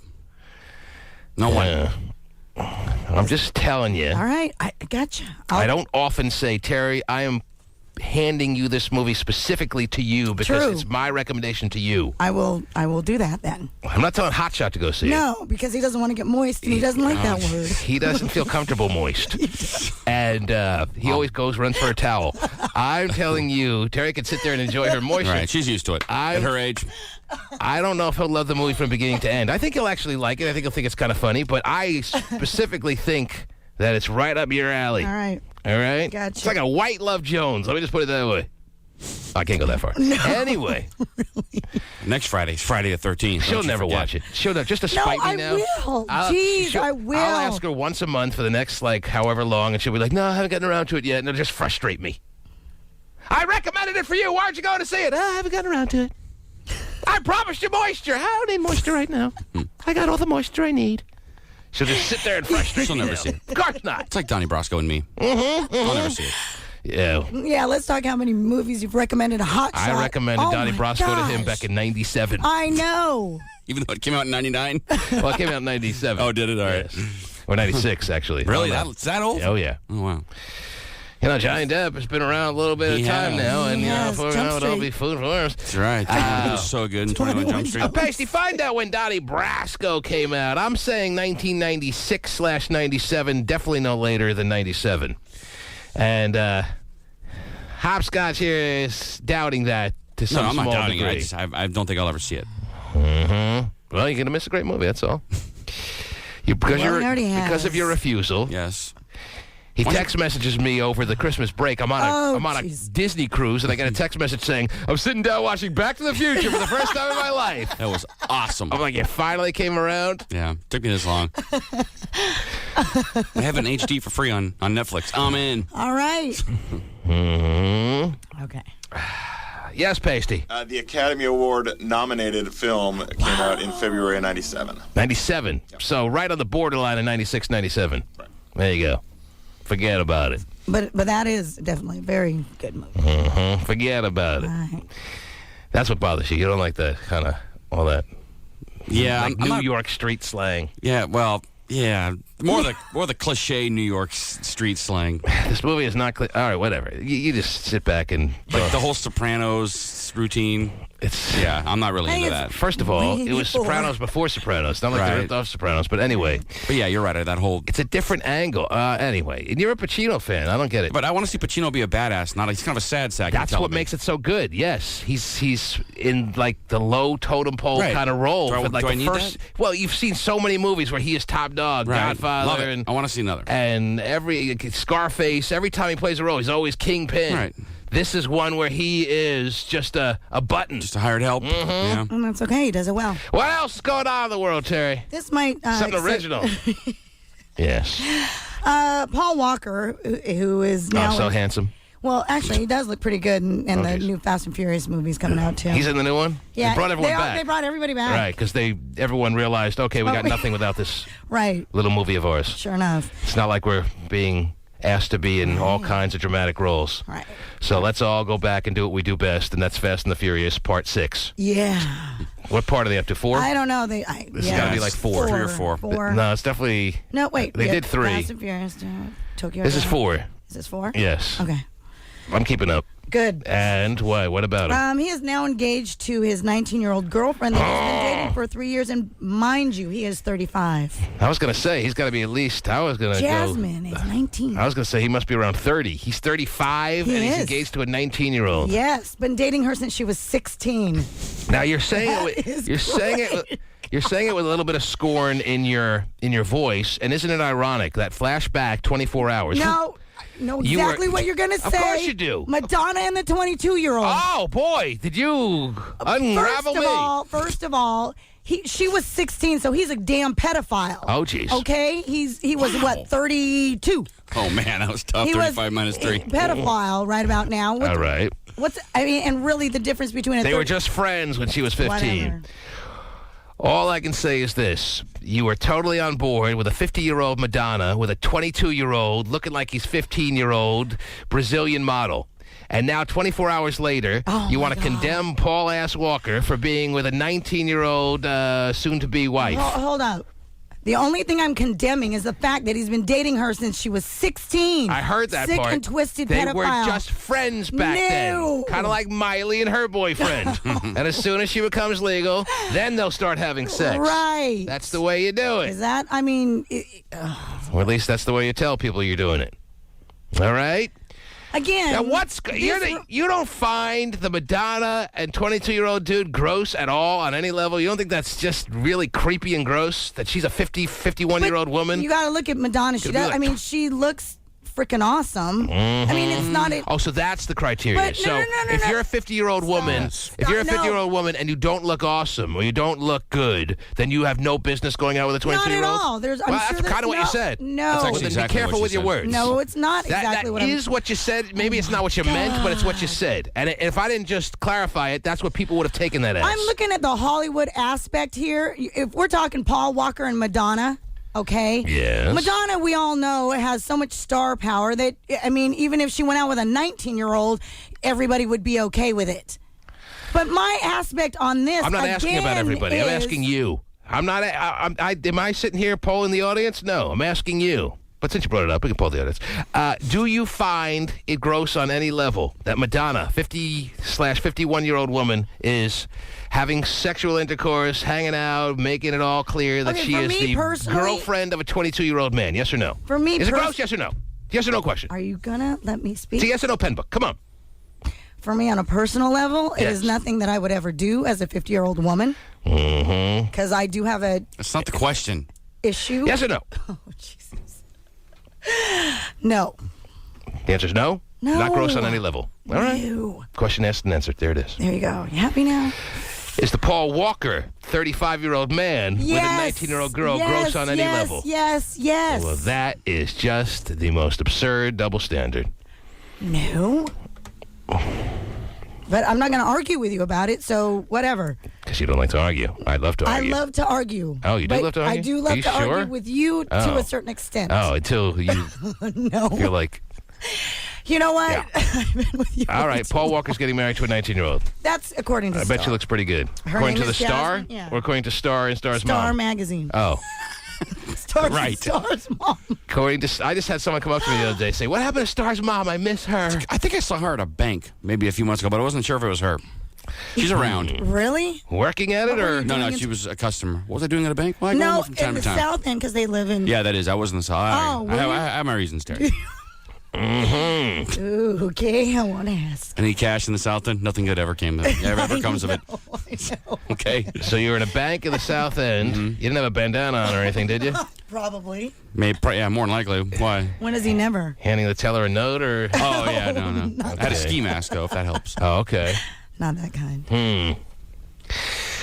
So do we have pictures? And you saw Star's mom, but you didn't approach her to be like, because you didn't even have to walk up and be like, Star's mom? All you really had to do, because she's been in the studio enough times to know your face, is like stare at her a little bit. And if she saw you staring, she'd have been like, "Oh, hot shot Scott." Yeah, it's on. It's totally on if she sees me. Right. So why didn't you at least do that to like get a feel if it was Star's mom or not? You just didn't want to. Well, she walked by me and I was filling out my slip and I didn't want to get out of my car. And it's just a lot of work. I know you really appreciate the tender feelings that your slip gives you. I fill it out every day on a nightly basis. The little silky kind of girly feel you get from your slip from time to time. So I just was more lazy than anything, but I'm pretty sure it was her. Chelsea, what do you got to say? Just ask me. I don't think it's gross because there's a bigger age difference between Madonna and the 22-year-old, but it is gross that he was with her when she was 16. 'cause I'm sure they're having 16. So in other words, you're perfectly in sync with one Terry B. Free. No. Oh. No, not with the Madonna. Not with the Madonna thing. Well, Terry doesn't think the Madonna and her 22-year-old boyfriend is gross on any level. No, I think that is gross. Oh, you do think that's gross? There's a bigger age difference between them than Paul Walker and the 19-year-old. Paul Walker's been dating her since she was 16. He's a pedophile. As right as about now. great a shape as Madonna's in, you don't think it's kind of nasty, her laying down all kind of like... Are you as a 22-year-old thinking, I mean, and especially put yourself in his shoes, you're going to say no to that? She works out 5 hours a day, wonderful. Still, when she lays down with her 22-year-old boyfriend, her skin doesn't feel like it's that much different than your typical 40 to 50-year-old woman. It still feels kind of, I don't know what a 50-year-old woman's skin feels like, but it kind of feels like that. Sandpaper. Sandpaper-ish, but wrinkly and just coarse. And does she really look like she doesn't take care of herself? I just pointed out. I began by saying, even though I understand she works out 5 hours a day, she's a 5 hour a day workout woman from what they say. And I don't care. Yes, Chelsea. Accept my friend request on MySpace. Oh, on MySpace or Facebook? On MySpace MySpace. Yeah, and stop hanging up on me. On MySpace? Hang up. Yeah. I haven't been on MySpace in about a week or so. Oh, boy. I'm all Facebook all the time now. All right? So, get with the times, baby. All right, goodbye, Chelsea. Can I hang up now or no? Yeah, go ahead. Okay. Thanks for the permission. Man. Wow, people get pretty so... bossy. Accept my friend request, bastard. And stop hanging up on me. Jeff, you're on the air. Hey, D-Man, what's up, man? Take a lot of calls this morning. It's a Friday, don't you know? It is. Last weekend before Valentine's weekend. Yes, Hefe, what can I do for you? I just wanted to say that a 50-year-old woman and a 20-year-old man, I don't think it's that bad of an idea as long as she looks good. And Madonna's not. And I'm saying even if she looks great and even if she works out the 5 hours per day that Madonna looks like she does on a regular basis, I still think you have that 50-year-old skin feeling. You got that just no doubt notion that you are laying down with a 50-year-old woman with the kind of three-quarters dried out VJ and... Three-quarters, huh? At 50, the average woman's VJ is at least three-quarters dried up. Really? I mean... No way, man. Hit it if you can. Okay, there you go. All right, that's Jeff's motto to life. Well, isn't that most men's motto to life? Yes, it is. All right, then. So... And yes, at the end of it all, you're able to say, and no one's able to take away from you, the notion that you did have intercourse with the oh-so-mighty, 80 stalwart Madonna. Right. That's definitely the best part of it. Exactly. That's really the only part of it. 90 stalwart, too. No, because if you eliminate that part. Right. Yeah, she was big in the 90s, too. But she's a hot 50-year-old, no? If you eliminate that part of it, right. What else do you have? That you had sex with a hot 50-year-old? Probably the hottest 50-year-old out That's there. like saying that's like saying delicious broccoli. Delicious. Hot 50-year-old is I understand what you're the saying. same kind of notion But it's as delectable asparagus. Well, asparagus is really good. You like asparagus? All right, well, most people don't like asparagus. All right, Really? You don't like asparagus? Oh, do not like No, I think most people don't like broccoli. Everyone the loves tastiest asparagus. cauliflower. Oh, that's good, too. Especially when it's on someone's ear. Okay. All right. Well, you're not helping me along here. What food don't you like? This is gonna be a tough one. Yeah, it is. What food do you not like? Is there a food you don't like? No, I like beets. Perfectly cooked liver. Oh, that sounds good. I hate celery. It was the best cooked liver on the block. I like liver. You like liver? Liver and Oh onions and man. I don't love it, but I like it enough. You see, that's the problem. I can't find a food that he doesn't like to make. We're going to be here all day. To make this example just perfect for him. I'll go back to delicious broccoli. No, I got you. You got my point? Get your point. Okay. Great-looking 50-year-old is the same as saying delicious broccoli. Got you. It's broccoli. It's a 50-year-old woman. Gotcha. Oh, butter Now, on it. 50-year-old women are great for 70-year-old men. Wow. 50-year-old women are great for 45 to 60-year-old men, okay? So no But man under 22-year-old the men- age of 50 is... For a 22-year-old man, if you eliminate the part that it's Madonna, don't give me the fact, well, he had sex with a hot 50-year-old. That's the same as saying I just ate delicious broccoli, okay? So if Madonna's just a housewife, you're not impressed? Not impressed. No one's going to be impressed. Everyone is going to be wondering what this dude is doing with a 50-year-old woman. But she's so hot if it's not Madonna, okay? So don't tell me that the fact that she's Madonna is just one part of it. It's the entire situation that makes it somewhat appealing for this 22-year-old Brazilian model. But you eliminate that, the fact that he's with the hottest 50-year-old that you think you know of is not enough. Not even close. She's still a hot woman. She doesn't look 50, by the way. No, she doesn't. She looks 50 to me. Really? She looks like a really well in shape and good-looking 50-year-old, but she looks 50, yes. She's like 40. So what you're saying, though, too, here is that 50-year-old women, regardless, and taking Madonna out of it, regardless of how hot they are cannot have a younger man. Because all you're putting them with are older guys. I gave you 40 to 60. I gave you 40. It makes sense for a 40. That's 10 years younger. But for 40. So anything like past 40 younger, you're saying no. So a 35-year-old and a 50-year-old woman is... I'm telling you that there's not a man under 40. I don't care how hot she is, that unless there's some other aspect that makes it significant, like she's loaded or she's Madonna, there's no reason why he's going to be inspired to be all up in her VJ and all in her social world on that level. There's no reason that a 39 and younger man who has anything going for him, either looks-wise or whatever-wise, is going to be with a woman 50 or older unless there's some element of a money factor or it's just like a woman. You see all these women, these 30-year-old women, these 20-year-old women with 50, 40, 70-year-old men. Take the money aspect out of it. Are they going to be a couple? Highly doubtful. So why do you get offended? Why you look at me like I'm saying something so horrible We here? have so much I'm in just common. talking reality. We have a lot in common. He's 70, I'm 30. You think you take the Madonna quote-unquote factor out of this and he still might be with her. Whatever. There's no chance under the sun that this guy is going to be with Madonna if she's not Madonna. But I told you... But she looks so good at 50. Not even close to being enough here. I took the Madonna out of it.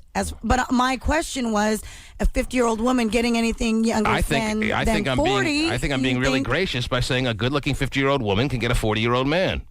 For no other reason than the fact that she's got a great smile, a winning personality, and a great 50-year-old body, and is held up really well. I think that's being very generous to say that she can get a 40-year-old man for no other reason but that. But that's not good enough for you. No, you want the 50-year-old woman to be able to get 18-year-olds. No, I did not say that. Apparently so. I did not say that. Nathan, but I that's what you're pretty much suggesting. Nathan, you're offended here. Nathan, hello. Yes. What can I do for you? Love you, Franks. I was just wondering, we're looking at it from Jesus trying to get that 50-year-old girl. How about that 50-year-old girl trying to score that 19-year-old, 22-year-old guy trying to get that 22-year-old skin? Yeah, obviously, we understand what the motivation is there. Yes. We got that. We really need to break that down for you. What could be going on through her mind as to why she finds it appealing to be with a 22-year-old guy? You want us to give you the X's and O's on that? No, no, I'm just saying. Yeah, you that got goes without saying. 50-year-old guys trying to get those 19-year-old girls because of their 19-year-old skin or whatever. Oh, okay. Gotcha. You see what I'm saying? Can't wait. See, so that's but see, that's the other thing. That's okay for guys. You can see a 50-year-old man with a certainly with a 22-year-old woman. I mean, my gosh, that's right? kind of gross. I'll be the first to point that out. But we know why that girl is with him, not for the fact that he's in such great shape at age 50. Right. It's the fact that his bank account is in such great shape at age 50. Right. All right? Got you. 1-866-663-T-Man. Apparently this all isn't good enough for you, Terry. You don't seem satisfied this morning. We got an unsatisfied Terry Free in the studio, frustrated this morning. At her age, she's tough to satisfy from what I hear. The TManShow.com. East Coast, I know you're shaking right. I see you bouncing right. So you didn't watch any of the Husky game last night, huh, Terry? No. No, you had so much going on. I was a little disappointed, as I talked about earlier. I mean, so I would. give me some stuff for the morning that could make me a little happier. Is there anything that's going to make me happier this morning? Just give me the news as you have it from the top of your pile to the bottom, baby. What do you got? Kellogg has dropped Michael Phelps as a sponsor. Kellogg's has dropped Michael Phelps as a sponsor because of the picture that is kind of made its way across the globe of him taking a hefty crank from the a real rip. I mean, it wasn't just him holding a bong. It wasn't him just, serious draw, about to look like he was going to take a rip from a bong. He was in full on let me swallow this thing whole kind of mode. Oh, and he did, because that lung capacity, I'm sure he took a deep draw on that. Yes. If you can stay underwater for a good 17 minutes without coming up for air, the chances are you could take a nice, healthy rip from your local bong. I'm sure. And I heard not only did Kellogg's drop him, but a message was sent by his own swim organization, like the American Association of Swimming, or whatever you call it. USA Swim Team. Yes, that's the one. That said, you're out. Yeah, I think he's suspended for like 90 days. You're not allowed in any pool that we sponsor for the next 90 days because you let us all down. By the way, what are you doing anyway? He's not swimming anyway, so what does the 90-day do? Nothing. Really? Well, he might have wanted to take a dip or something over the next 90 days, Terry. Take a dip, cool off. Right. He's banned. He is. And turn in your Star-Spangled Bannered swim cap while you're at it for the next 90 days. And he's not going to be on the cover of Frosted Flakes anymore? No, sir. I don't know, Terry. I think it's perfect marketing. When you get the munchies, Frosted Flakes is very satisfying. I'm sure a little sweet. A little tough on the roof of the mouth. A little tough on the roof of the mouth if you don't chew it and grind it down a little bit. But But you have munchies, you're probably not chewing. Yeah, you're not chewing very much. yeah, it's. I know a lot of people who have had the munchies who have turned to Frosted Flakes, so I think this might be a perfect match. Yeah. Michael Phelps and his uncontrollable pot habit. Yeah. That's obviously what it is. Out of control. Right, he's out of control. They say that cereal sponsorships aren't usually worth more than $250,000. Well, he doesn't want to lose his sponsorships, though. I know. This was just a tough situation for Michael Phelps. He was the great American hero. And now look at what's happened to him. Oh, I can't believe it myself. Suddenly he was on top of the world, and apparently it should have been somebody else. Anyway. Terry, no idea. Please tell me Terry's following. It's the one joke Terry should be able to get. Anyway, Kellogg's dropping him, and it's probably the first in a line of sponsors that are going to leave him high, so to speak, and dry. They're going to leave him high, if you will, and dry. Yeah. Never. Like that Learn to Speak Chinese sponsor. I know what you're talking about. Yeah, Rosetta Stone. Rosetta Stone. We're now waiting to see what their reaction is going to be from him taking a healthy rip of his bong there. Man. Just Kellogg's having a good time. a pretty all-American name there. And that's what they said. They said, his actions, Michael's most recent behavior is not consistent with the image of Kellogg. So he's not happy with it. You're on the box. You're on the cover. You're on the front of the Wheaties and the Frosted Flakes boxes, and you're telling me that he was only getting $250,000 for that? Not that that's chump change by any stretch, but you'd think That's $1 million account he had there. You sure about that? You sure about that number? Yes. You sure about that figure? Yes. Come on. Yes. 250 is nothing to sneeze at, though. You probably No. don't want to lose that. I don't remember them dropping Tony the Tiger when he was caught with a underage hooker in a meth house, Terry. I don't remember them abandoning Tony. Very understandable. They stuck by Tony. Yes, when he had his problems. He's heritage, though. He's been there a while, you know. He's kind of grandfathered in. Yeah. You got to stand by him. You know, Michael Phelps, he's young. He's Michael Phelps takes one little rip during a little downtime, a little blow off some steam time. There's still 3 years to go to the next Olympic Games that he's got to worry about. 3 years. I understand. He can probably get himself back in shape in 3 weeks. Yes. He's got 3 years between now and the next Summer Olympic Games. And he can't have a little recreation time? Well, not when there's, cameras Not when there's watching. kids looking up to him, I guess. Right. All the little 9-year-old swimmers-to-be were let down. At least that was the statement by the... Absolutely. What was the organization? The swim people? USA Swim. USA Swim. USA Swim? Yeah. Or USA Swim Team or whatever it's called. Yeah, they suspended him for 90 days. Something tells me he's got a pool at his house. He'll be all right. I think he'll find some water somewhere. Yes. They said, quote, "This is not a situation where any anti-doping rule was violated, but we decided to send a strong message to Michael because he disappointed so many people, particularly the hundreds of thousands of USA Swimming member kids who look up to him as a role model and hero." And all those kids looked at the picture of him that surfaced on the internet and just broke out in tears, or what? Yeah, I guess so. I guess they were just devastated. Our heroes. Do they really think it has that big an impact that the 10-year-old swimmer-to-be sees Michael Phelps smoking weed or, and taking a healthy bong hit, and they're just now corrupted, or what? Well, they're let highly down. Disappointed. They're crying. They're really disappointed. They're like, wow. I thought he didn't do drugs. They look at the picture and go, what? Ma! Ma can always make it better. When you're disappointed and you're 10 or under, you always call Mom. True. I mean, is that the reaction, though? Is that because Dad is always second fiddle? Come on, I'm a dad. I know I'm always gonna be second fiddle. That's fine. I know my place. Even my dog knows his place. My son wakes up, he has a bad dream. Mom! Yeah, exactly. My son turned 4 on Wednesday, Terry. Oh, wow. Already? Yes, that's right. I got a 4-year-old and a 2-year-old now. Flying. Yeah, 4-year-old. Oh, that'd be good food. He's kind of small. He's at the age now where he's starting to have his first nightmares. Oh, do they? What goes on in his life? I don't know. What could possibly go wrong in his house? A ton of stuff. In I his get life. stories He doesn't know anyone. He's 4. When your dad's me, it's certainly not a stretch to think he's going to have a nightmare I or guess two. I get that's tons true. of stories about that. And so, yeah, I play around a little bit. So when he wakes up and has a nightmare, does he call for Dad? No. Do I get offended? No. You call for Mom. Yeah, it's true. Ah!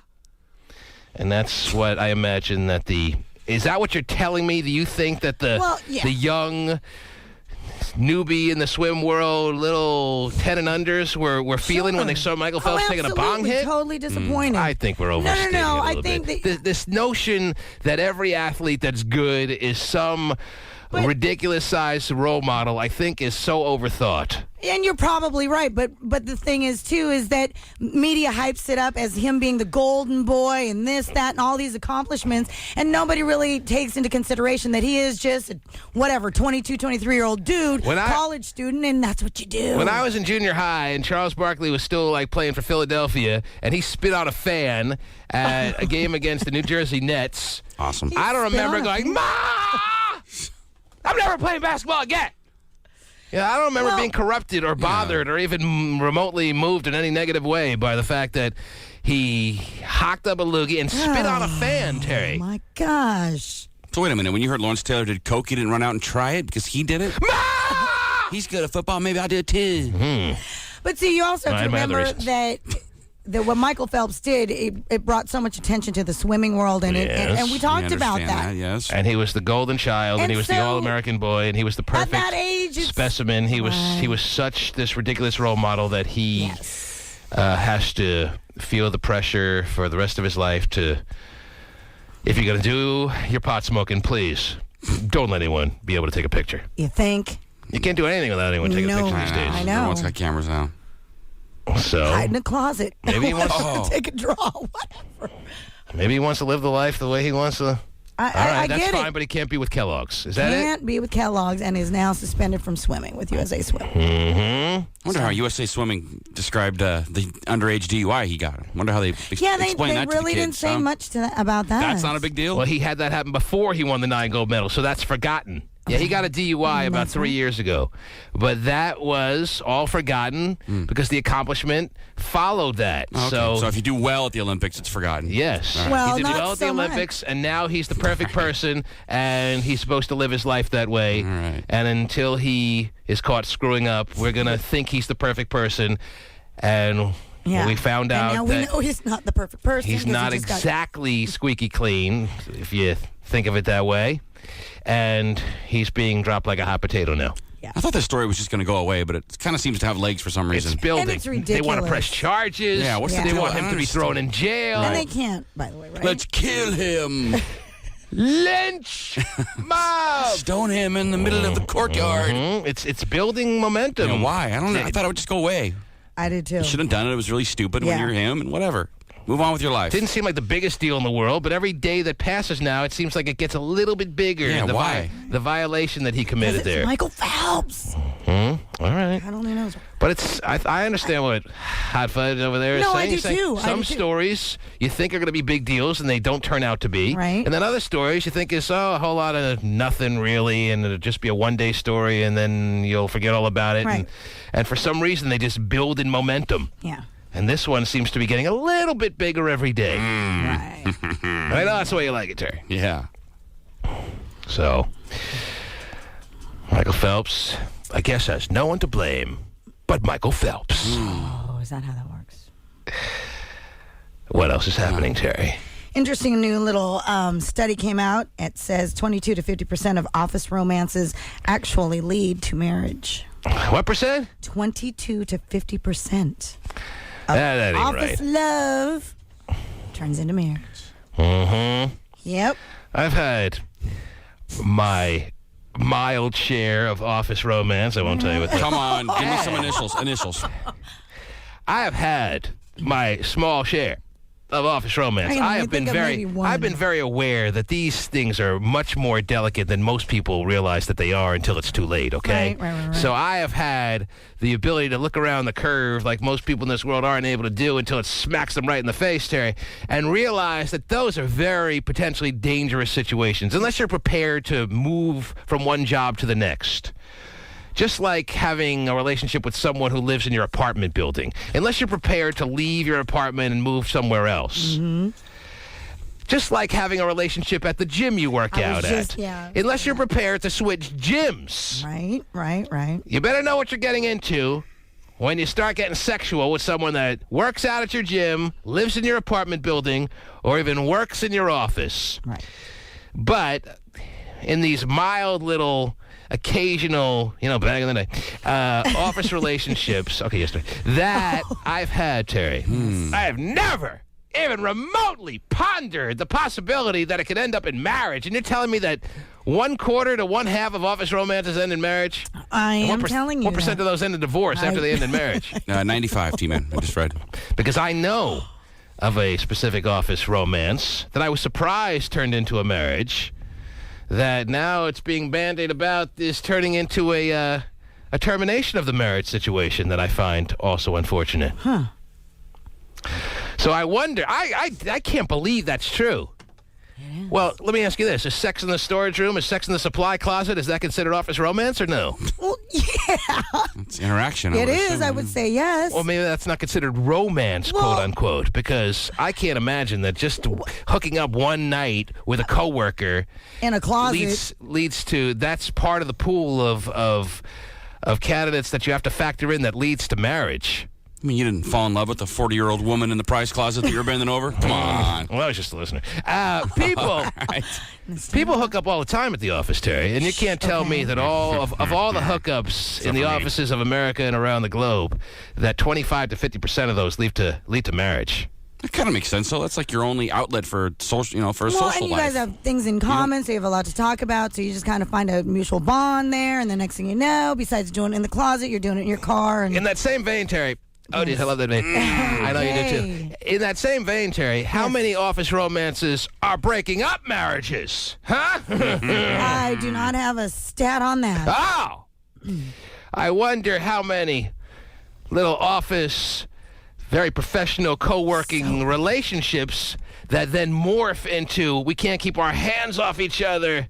We're sexual deviants behind our spouses' backs lead into the breaking up of a marriage. Hit me with that statistic when you find it, please. Let them do a study on that.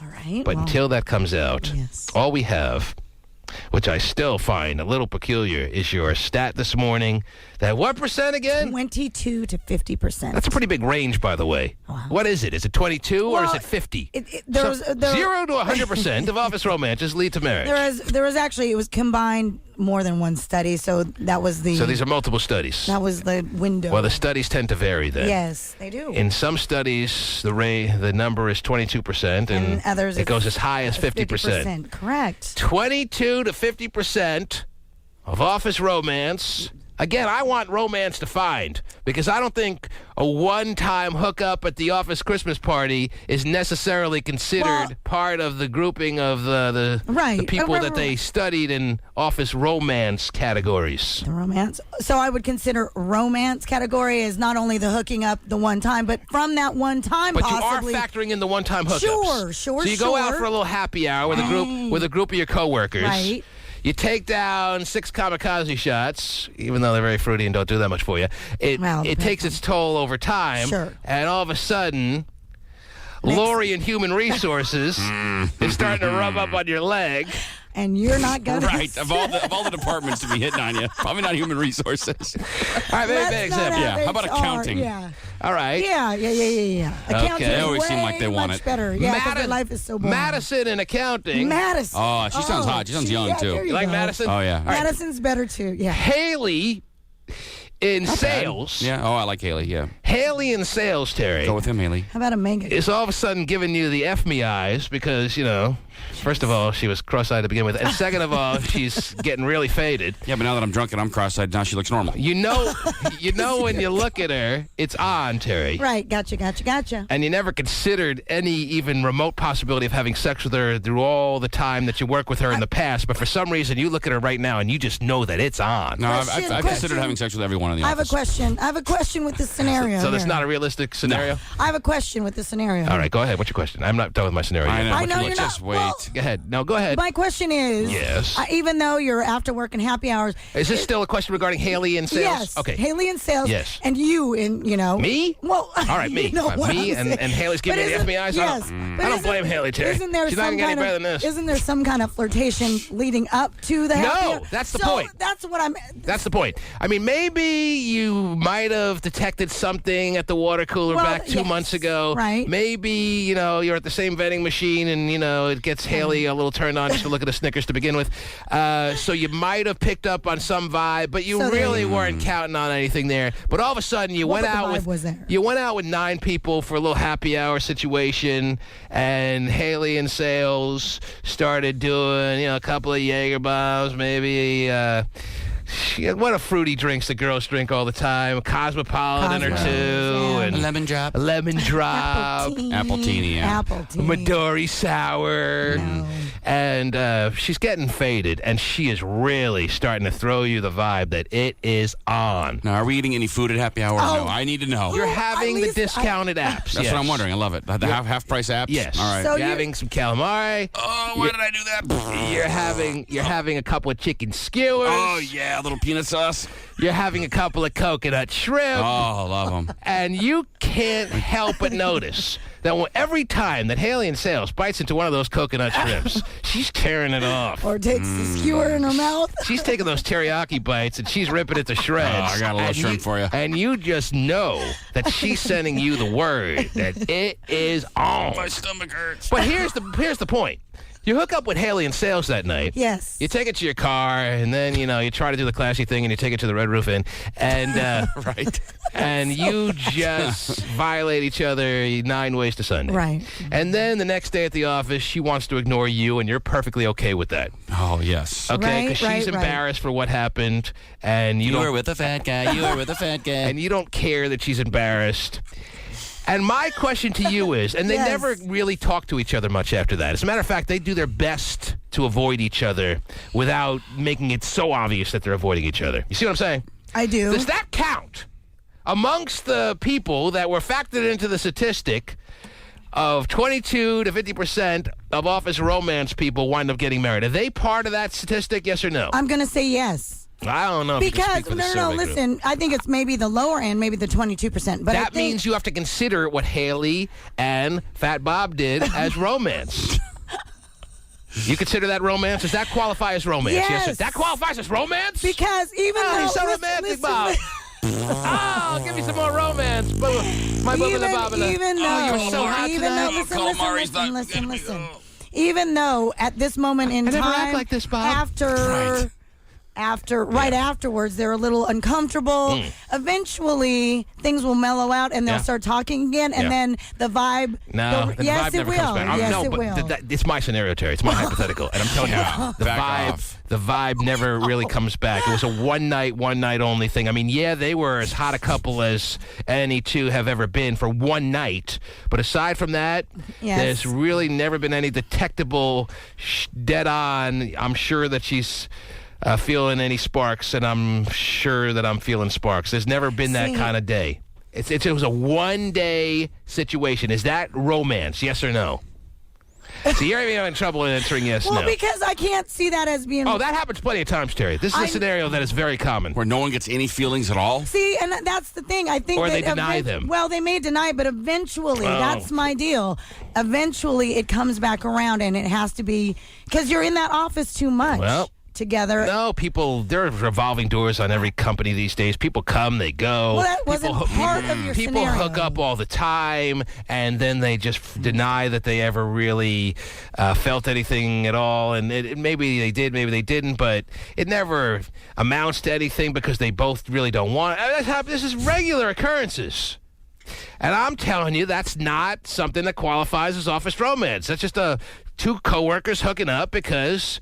they both had needs for a certain night, and they both were in the perfect situation that led to a somewhat perfect to imperfect situation that, both got their... he got his rocks off, she got her... No, she was there, but... She felt something. She felt something. She felt something for half a minute. More like a coconut shrimp. Mm-hmm. She felt a coconut shrimp, All right. So, I just don't... No, you have to consider them. I mean, if you do consider them as office romance, then like I said, really wonder how the statistic is so high that 22 to 50% are getting married. That's a big, lofty number. Wow. I think you got to eliminate all the just random hookups that go on in offices, and there are tons of them. You don't seem to know that people in offices are hooking up all. See, just because. You leave at 10 o'clock every morning. You don't see the little googly eyes that go around in hallways. Mm-hmm. Yeah, Pasty gave them to me yesterday. Mm-hmm. Did you guys hook up? Oh, yeah. Oh. Well, the right setting. Pasty gets a couple of Midori Sours in them. Oh, yeah.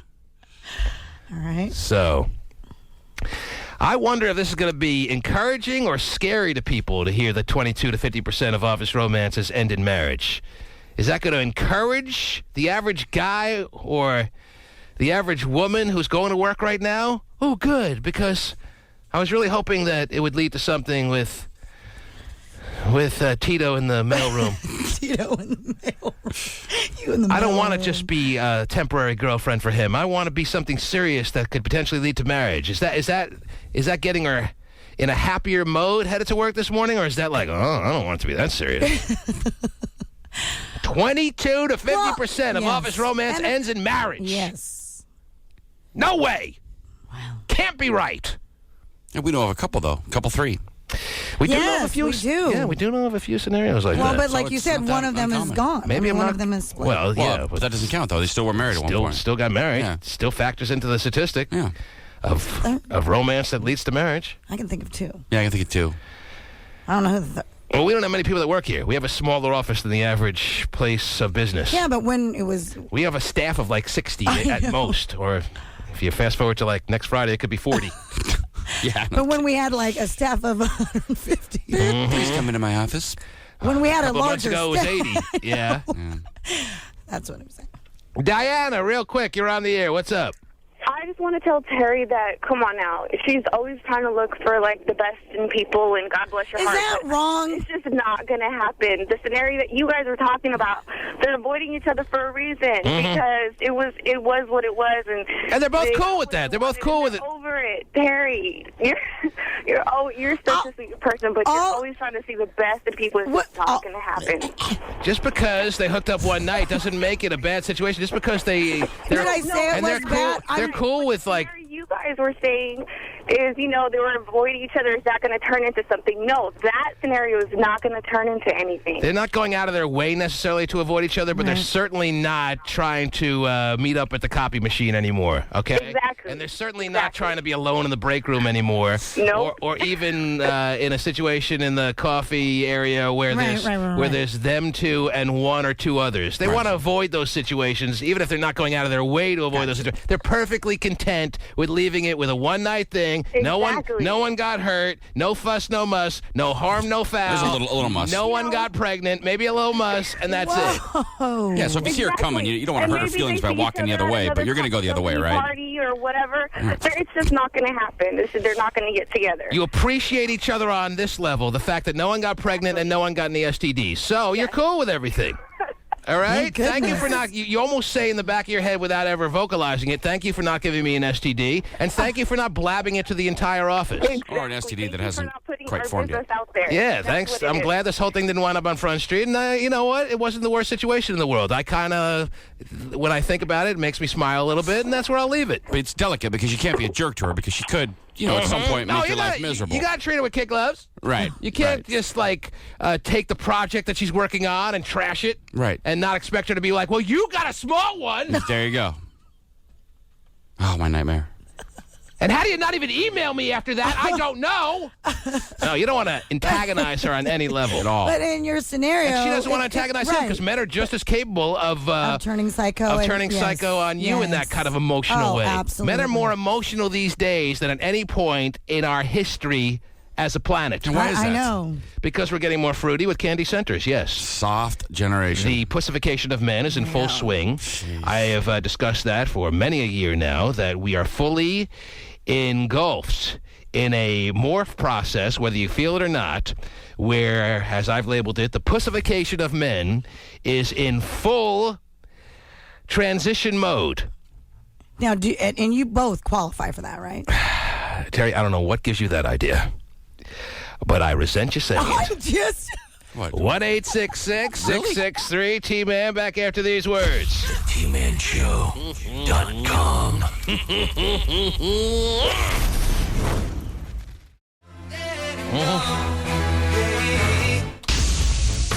Take a good long look.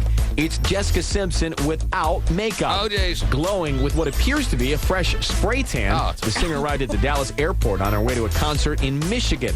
In Touch magazine reports boyfriend Tony Romo will join her there and will be cheering on his girl from the crowd tonight. There you go. All the reports of Tony Romo and Jessica Simpson breaking up seem to be erroneous. They are false. They are still a couple. They are. Strong as ever. Oh, I don't know about that. I think the pressure's on him to stay with her now. He doesn't want to be seen as the insensitive quarterback that leaves the fat ass, Terry. Come on. What's his window? Curves. Month? He likes her curves. That is what has been reported. There comes a point where curves become fat. Oh, my gosh. Well, when it's one big curve. I don't think she's there yet. When it's one big curve that doesn't have any true beginning or end. There's no contours. It's a circle. Pear-shaped body? I'm very curvy. I'm a curvy woman. Just one curve. You're one curve. Yeah. One curve is not curvy. That's curve. Right. Let me see. I got some text messages here. You know, text messages roll in. Anyone who wants to send us a little dropping or two can do it real time at 97373. Don't you know? That's 97373. Don't you know? These begin at 7:23 in 5 seconds. This person writes, every girl's favorite drink is grape knee-high, T-Man. Get with it. Yeah, maybe if it's 1994. Those are pretty damn good, though. This one relates to your Michael Phelps story that he's been dropped by Kellogg's and his own swim organization. All right. 7:14 in 28 seconds. Somebody writes, Michael Phelps was just doing bong hits for Jesus. That's trying to make the best out of it, huh? I think that was a cable access show. Bong hits for Jesus. Yeah, it came right after Mike Hart. Yeah. Mike Hunt. Michael W. Hunt. Show? Mm-hmm. Yes. Who got arrested on the air. Oh, I remember that. That's great. remember that. Did he really? He got arrested on the air during his show. They came busting in. I think they probably pretty much knew where to find him. Don't tase me, bro. Yeah, they knew where to find him, exactly. Dumbass. 7:10 and 11 seconds. T-Man, I want to hear more T-Man Joker impersonations. Come on, do it. Signed, Angel. I don't do them on request, all right? Sure you do. Okay. Sure you do. I do not. I don't do anything on request. If you're going to do anything, do the body bag thing. You did too, though. Well, I would have done that, but you just requested it. So unless you're forking over cash, okay, I will not say, get him a body bag. The face. You do much better, though. Yeah, so you got to have the face that goes along with that impersonation, and you're being shortchanged by listening on the radio, so don't even ask for it. Anyway. But not with the Joker. 7:07 and 47 seconds. Somebody writes, do you think Michael Phelps uses pool water in his bong? Yeah, not a bad idea. With a little chlorine. That might make you a little sick, yeah. Some Olympic gold pool water, so it's a little extra tasty there, Terry. That would be bad. Oh, yeah. Jesse writes, he's 23 years old, and he's in his off time. What's the big deal about him smoking a little weed? And I think that's a lot of people's take on this. You know, he wasn't behind the wheel of a vehicle. I think it was worse when he got a DUI. Right. Yeah. Oh, yeah, absolutely. I think the DUI story is worse than this. He was on a college campus, hanging around. It's kind of cool that he gets to go to college campus from one to the next with any girl that he pretty much wants. He was at a any house girl party. he wants. Yeah. Not pretty much. He walks in with 9 gold medals around his neck. I think any girl he wants is gonna. He's got to be loving the transition from being the big-eared nerd to now being the girl that everyone wants to hook up, the guy that every girl wants to hook up with. Big-eared nerd on a swim team, by the way. That's tough in high school. Exactly. I got swim practice. Yeah. Me and my cap and my little shorts. How does that usually go over with the ladies? Right. Carrying your books to swim practice. Not the greatest look for a junior high school, freshman in high school kind of student. But now it certainly has paid off for him. But a little backlash Michael Phelps' way. If you didn't hear the news, last night he was dropped by the USA Swim Organization, suspended for 3 months, and Kellogg's, one of his biggest sponsors, said see you later. No more cereal boxes with the Michael Phelps picture on it. We're going back to Bruce Jenner. Right. Bruce Jenner resurged into the popular pop culture world. Come on. Put him back on the Wheaties box. He's tough to look at if you've seen him lately. Put his 1980 face on there. Don't put his current face on there. Yeah, his current face is really... Him and Kenny Rogers have cosmetic surgery parties. Oh, man. All right. Kenny came out and actually made fun of himself and realized he went overboard. So he notices it, too. Not good. What else is going on out there? I got to get a qualifier. We played the cue to call, Terry, and somebody could get in under the wire. We've been taking qualifiers all week, as you know, for the weekly Wii that we're giving away. Yep, I got a Wii for Christmas from some of my closest friends. Thank you, Terry, Scott, and Dave. How'd it work out? I got the Wii Fit. I got it all. Do you love it or what? Terry, it's just fun for the whole family. Yeah, I know. And he hasn't opened it. Of course I've opened it. He hasn't opened it. It's in the Did you garage. set it up? Please. This is... It's next to the bocce ball set. And all the other cockamamie stuff we get you. I always admitted to you that the bocce ball set never made it out of the garage. I never found a time to break open the bocce ball set and go in the backyard and start playing bocce, okay? You still have it? But the Wii was the bocce ball set? Yeah. I think I gave it away. Because I would love to have it. You didn't buy it from me. I know, but I would love to have it if you don't have it. I love bocce ball. You love bocce ball? Yeah, it's awesome. Yeah, I play it all the time. If it's a real bocce constructed kind of situation, then maybe. But these bocce ball sets that you buy at like Toys R Us kind of place are they're not very good. Oh, now you're an expert? You need a perfect bocce ball set? You play enough where you can tell a good one from a bad one? That's right. When I was, come on. Don't you start out with the beginner I remember being like in 5th grade and going to visit my grandparents in Florida, and they played real bocce down there with a real constructed kind of setup. What do you need a ball in a field? This is like an exotic slip and slide with balls. All right?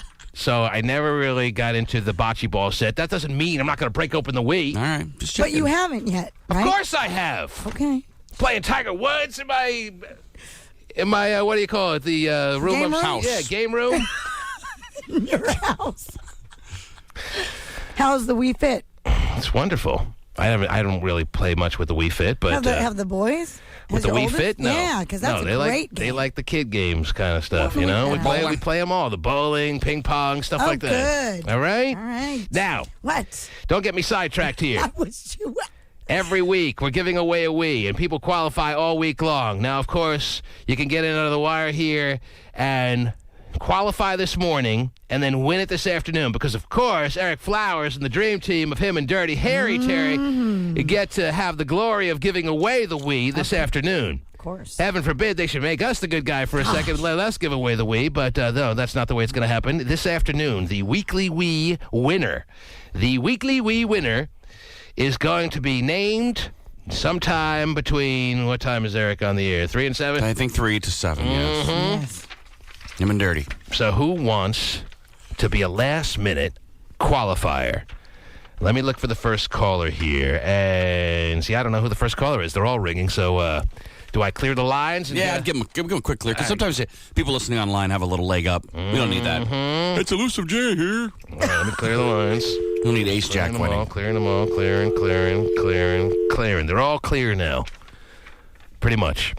So the newly cleared lines now are lighting up again like crazy, and you are the first caller. Hello. Ace is in the house. Oh my Told gosh. you. Look, he's on the phone. Absolutely not. You are the first caller. Hello. Hello? Yes, who's this? This is Sarah. Sarah? Yes. All right. And I'm assuming you're calling, well, you tell me why. For what reason? For the Wii. Yes. Well, you are a last-minute qualifier. Congratulations. Thank you. Good job. And again, like I said all week, I don't know what I'm congratulating you on because you've absolutely won 0 so far, but you never know where it's going to lead. Qualifier this morning, winner this afternoon. I've heard crazier stories than that, right, Terry? Yes. Well, today's our lucky day. They're drawing today, right? Mm-hmm. Yeah, they are. Spent like 10 minutes explaining that, yes. Yeah, just making sure. You say, Sarah, where are you calling from? Mukilteo. There needs to be a new Wii sent to Mukilteo, huh? Yes, there does. Okay.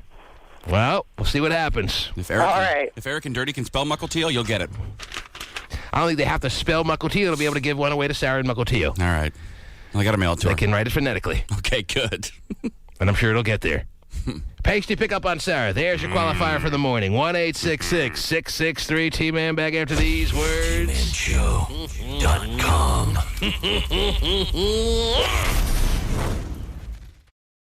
An award-winning director stands by Christian Bale in the wake of his Terminator tirade.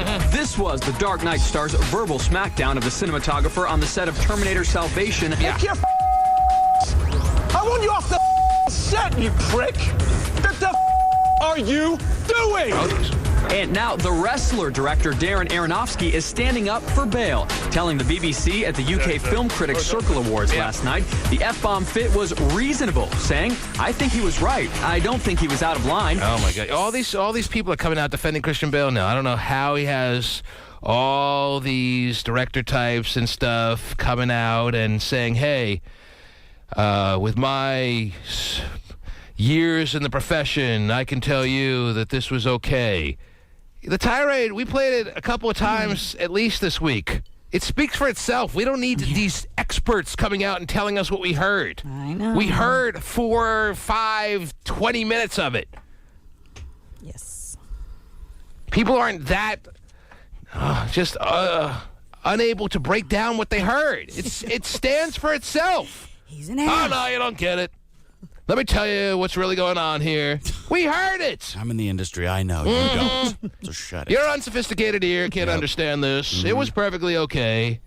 Christian Bale is probably calling some friends that he has markers with, maybe a little butt happy with, that are willing to stand up for him here, and they're all speaking on the record. There's only been like a couple of guys that have come out this week that have defended Christian Bale, but it's surprising to me. Well, they have their own agenda. He's a director. He wants Christian Bale to be in one of his movies. I stuck up for you. Right. I stuck up for you. Now you're going to be in my movie, and you're not going to say a freaking word to me. That's for sure. You'll be in The Wrestler 2. Mm-hmm.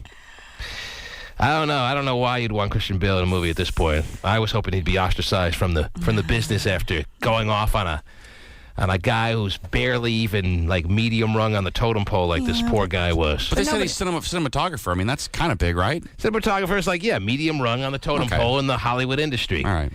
So, he's not, believe me, a cinematographer is not breaking the bank as far as being paid so well that he's more than willing to be subjected to a tirade like this. I'm sure a cinematographer makes, $80,000 a year, maybe. That's good money. Yeah. You think so? In L.A.? I bet they make more than that. You make more than that? I mean, I don't know. I don't know what they make. You're up for an Oscar, right? Best cinematography. Oh, yeah, then you're probably right. You can win an award and not be breaking the bank financially. There are people that are in the movie industry that win awards, costume designers and stuff. They don't all make hefty six figures and stuff like that. This guy was not a guy who was needing to be subjected to a tirade like this. Right. Well, nobody really. I mean, that just went on and on and on. Christian Bale needs to blow off a little steam. We'll give him a little leeway. This went well beyond anything reasonable. So don't come now towards the public and say, well, let me explain it for you people that just are uneducated about what goes on in Hollywood, and my trained ear can tell you this, that, and the other thing. Screw you. We heard it. We know what we heard. Shut up. What else is going on? He's a dick. And when's someone going to come to Hurlbut's defense? Mm-hmm. Poor old Hurlbut. No one's speaking up for the cinematographer. Is that his name? Hurlbut? Shane Hurlbut. Shane Hurlbut? Yes.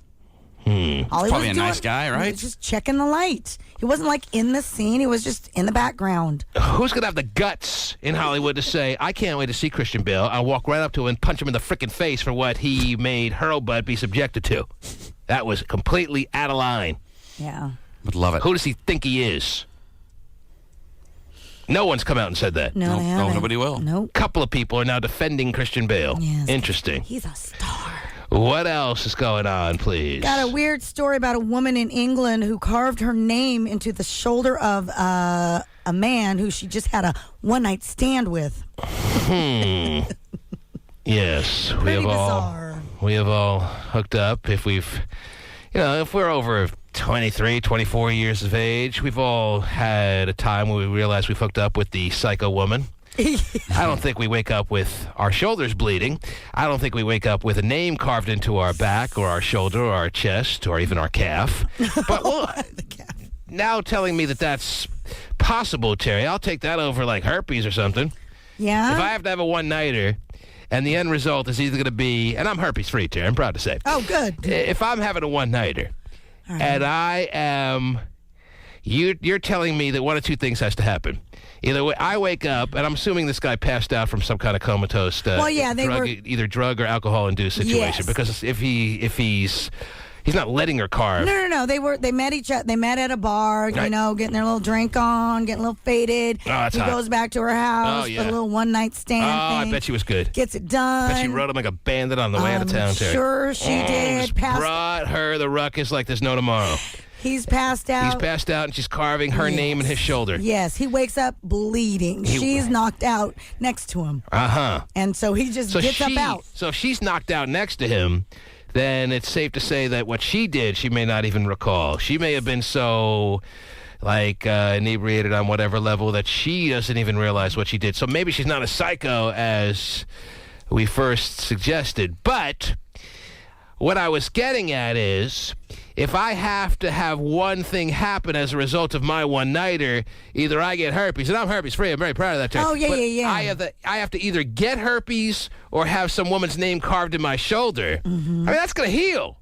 Yeah, but it'll just be a kind of a blurry scar. Yeah, but it's going to say her name. Not as a necessarily. Scar. Yes, it will. Not necessarily. I can get that cosmetically touched up, and I can I can assume perhaps I have a good chance of it healing, and even though it looks like it's her name now, when it heals 6 months from now, it'll just look like a blurry kind of marking on my shoulder. Do you really want that? I want it over herpes. I'm not saying I want it. I'm just saying if I have to choose that or herpes. All right. Like the real painful periodic herpes that you have to deal with the rest of your life. Like how often are we talking about? By the way, you're required by law to tell any future partner that you have. True. I don't need that. I'd rather have the name carved into my shoulder is what I'm saying. I don't want the name carved into my shoulder, Terry.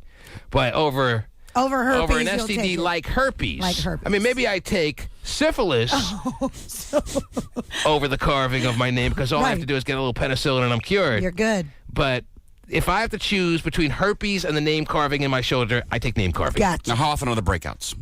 How often are the breakouts? Well, but you can use medication to I don't want to be Valtrex. What's the name of the medicine? Is it Valtrex? Act like you don't know. I don't want to be Valtrexing it my entire life. I don't want to be like worried that I'm due for a breakout my rest of my life. I wanted to go horseback riding, but I can't walk. So even if the breakouts are very infrequent, the thought that I could be breaking out twice a year, you get it. I'm going to go twice a year. Are you taking it? I'm not taking it. No. Even if you're telling me my breakouts are once every 3 years, I'm not taking it. Because do you know how bad that would hurt? Someone carving their initials into your shoulder. And even though you say that it'll heal, I mean, infected. I can't imagine. Well, if I wash it and I take care of it and I dress it and I suture it if I need to, then it's not going to infect. Next time you want to wear a kick-ass wife beater, it's going to look all crazy on your shoulder. Yes. I'll look cooler than ever. And the story I have to tell people will be that much more of the fun. I'm assuming that she's not hurting me that bad because even if I'm passed out from whatever drug-induced night or alcohol-induced night took place, I'm waking up if it's really hurting. Okay? They're not giving me she didn't give me a general anesthesia before she carved her name into my shoulder. So even if you're completely passed out from, let's say, some big drinking binge you had that night, if someone starts carving their name in your shoulder to the point where it really is going deep, you're waking up. Right or wrong? Well, you would think. Okay, so I'm assuming that she's carving her name kind of a little bit below the surface, not a big deal. Not like really going. She's not hacking her name. Yeah, she's not like really ripping the flesh. She's not pitchforking your shoulder. Right. She did it with a knife. I don't know how big the knife was or anything like that. But yeah, and this is tough. Not the worst thing that's ever happened to any guy who's had a one-nighter, but, you know, it's something you'd rather not have happen. So I take it over herpes, though, is my point. Gotcha. You're taking the carving? You're taking herpes over the carving? You're telling me I get it once every 3 years I get a breakout? No, I'm going to tell you get it once. Oh, come on. You had once every 3 years. Can't change the line now. You get it once every year and a half. But I don't know. A year and a half, a real significant flare-up. But like you said, that the worst part is the anticipation. Just knowing you have it, too. I mean, I know a lot of people have it. Like they say at least 1/4 of the population almost now has it. The anticipation's got to kill you a bit. 20% of people out there have herpes. So, but the notion of having it to me, as someone who doesn't have it right now, I'm very proud I don't have it. Yeah, you've said that. That's the tough part. Maybe I get used to that. Maybe if I do ever get it, I'm assuming that I won't, seeing that I'm a good guy. Yeah. I thought exactly. But you don't have it. Yeah. I guess I would eventually come to grips with it. Yes, you would. Fine, but from what I heard. But as a person who doesn't have it, and did I mention I'm very proud I don't have it? Yes. As a person who doesn't have it, the hardest part to me is that process of coming to grips that you have it, that it's like and then you have to take medication. Your body. Oh, really? I don't mind about things infiltrating my body. That doesn't bug me. And the flare-up possibilities. That bugs me. Again, eventually maybe I get used to that, but that's the tough part to get my mind around right now. So I take the carving of her name. Now, what is her name? Is it a long name? Yes. Or is it, maybe I hooked up with a Jane. Nope. Dominique. Dominique. Dominique sound hot, Toad. She is 22. He was 24. He is 24. Oh, isn't that nice? Your name, look at my shoulder, is F off. Okay, wonderful. I didn't know your name was I'm a 1 minute man. Okay, thanks for that. Oh, I'm small. Oops. Carvings in the shoulders. Yeah. That's nice. That's something you got to look out for now, fellas, when you're hooking up on a go out night and I can find you all pictures, the stars line up well and you're taking some brazy home. Oh, this is going to be easy. And she is just wilding out with you and you guys pass out together and you wake up bloody with her name in your shoulder. Not good. Well, the average one-night hookup girl is not doing that, so let's be thankful for that. And did you hear me say that I'm getting you pictures of it? Pictures? Yeah, of the carving. That's very nice of you. Well, I'd love to see the carving. People are calling in to make sure we're aware that the typical herpes person who's a herpes carrier is not just dealing with a once-a-year flare-up. Well, we were just talking hypothetically here. Right, we're setting our own line here, okay? Yes. All right? We're our own sports book here. We get to set our own lines. So leave us alone. Because I'm probably not doing it if it's 5 times a year.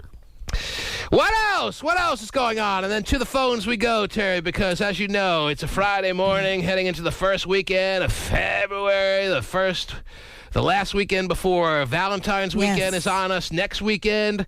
So what do you got? I have a story about an 18-year-old high school senior who used Facebook to blackmail 7 male classmates into performing homosexual acts on him. Homosexual acts? Yes. It happened in New Berlin, Wisconsin, just outside of Facebook Milwaukee. has something for everyone, huh?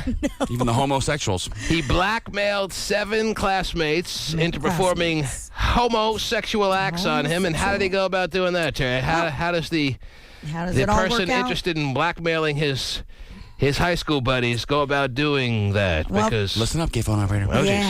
He's already gone to work. Well, first up, he got a little notepad in his car. Yeah, he set up a fake Facebook account posing as a teenage girl. Then he contacted at least, they're saying, about 31 of his male classmates and asked them to send naked pictures of themselves. Wow, this is brilliant.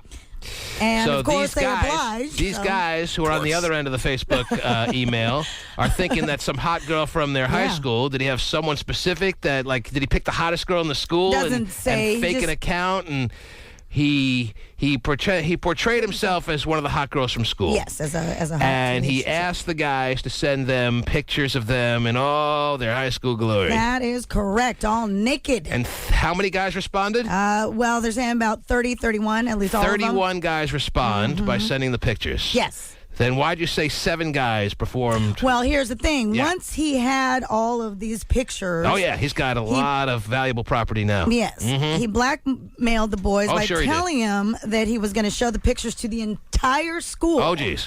Unless they agreed to perform certain gay acts with him. Of random sexual fun on his person. And 7 of them took him up on said, it. Okay, I don't want my nakedness out there. So 7 of the estimated 30. 7 of the estimated 31 guys were like, okay, I'll jerk you off. Or whatever. If I do it for a minute, do I have to do it to your nut or cutting deals with him now?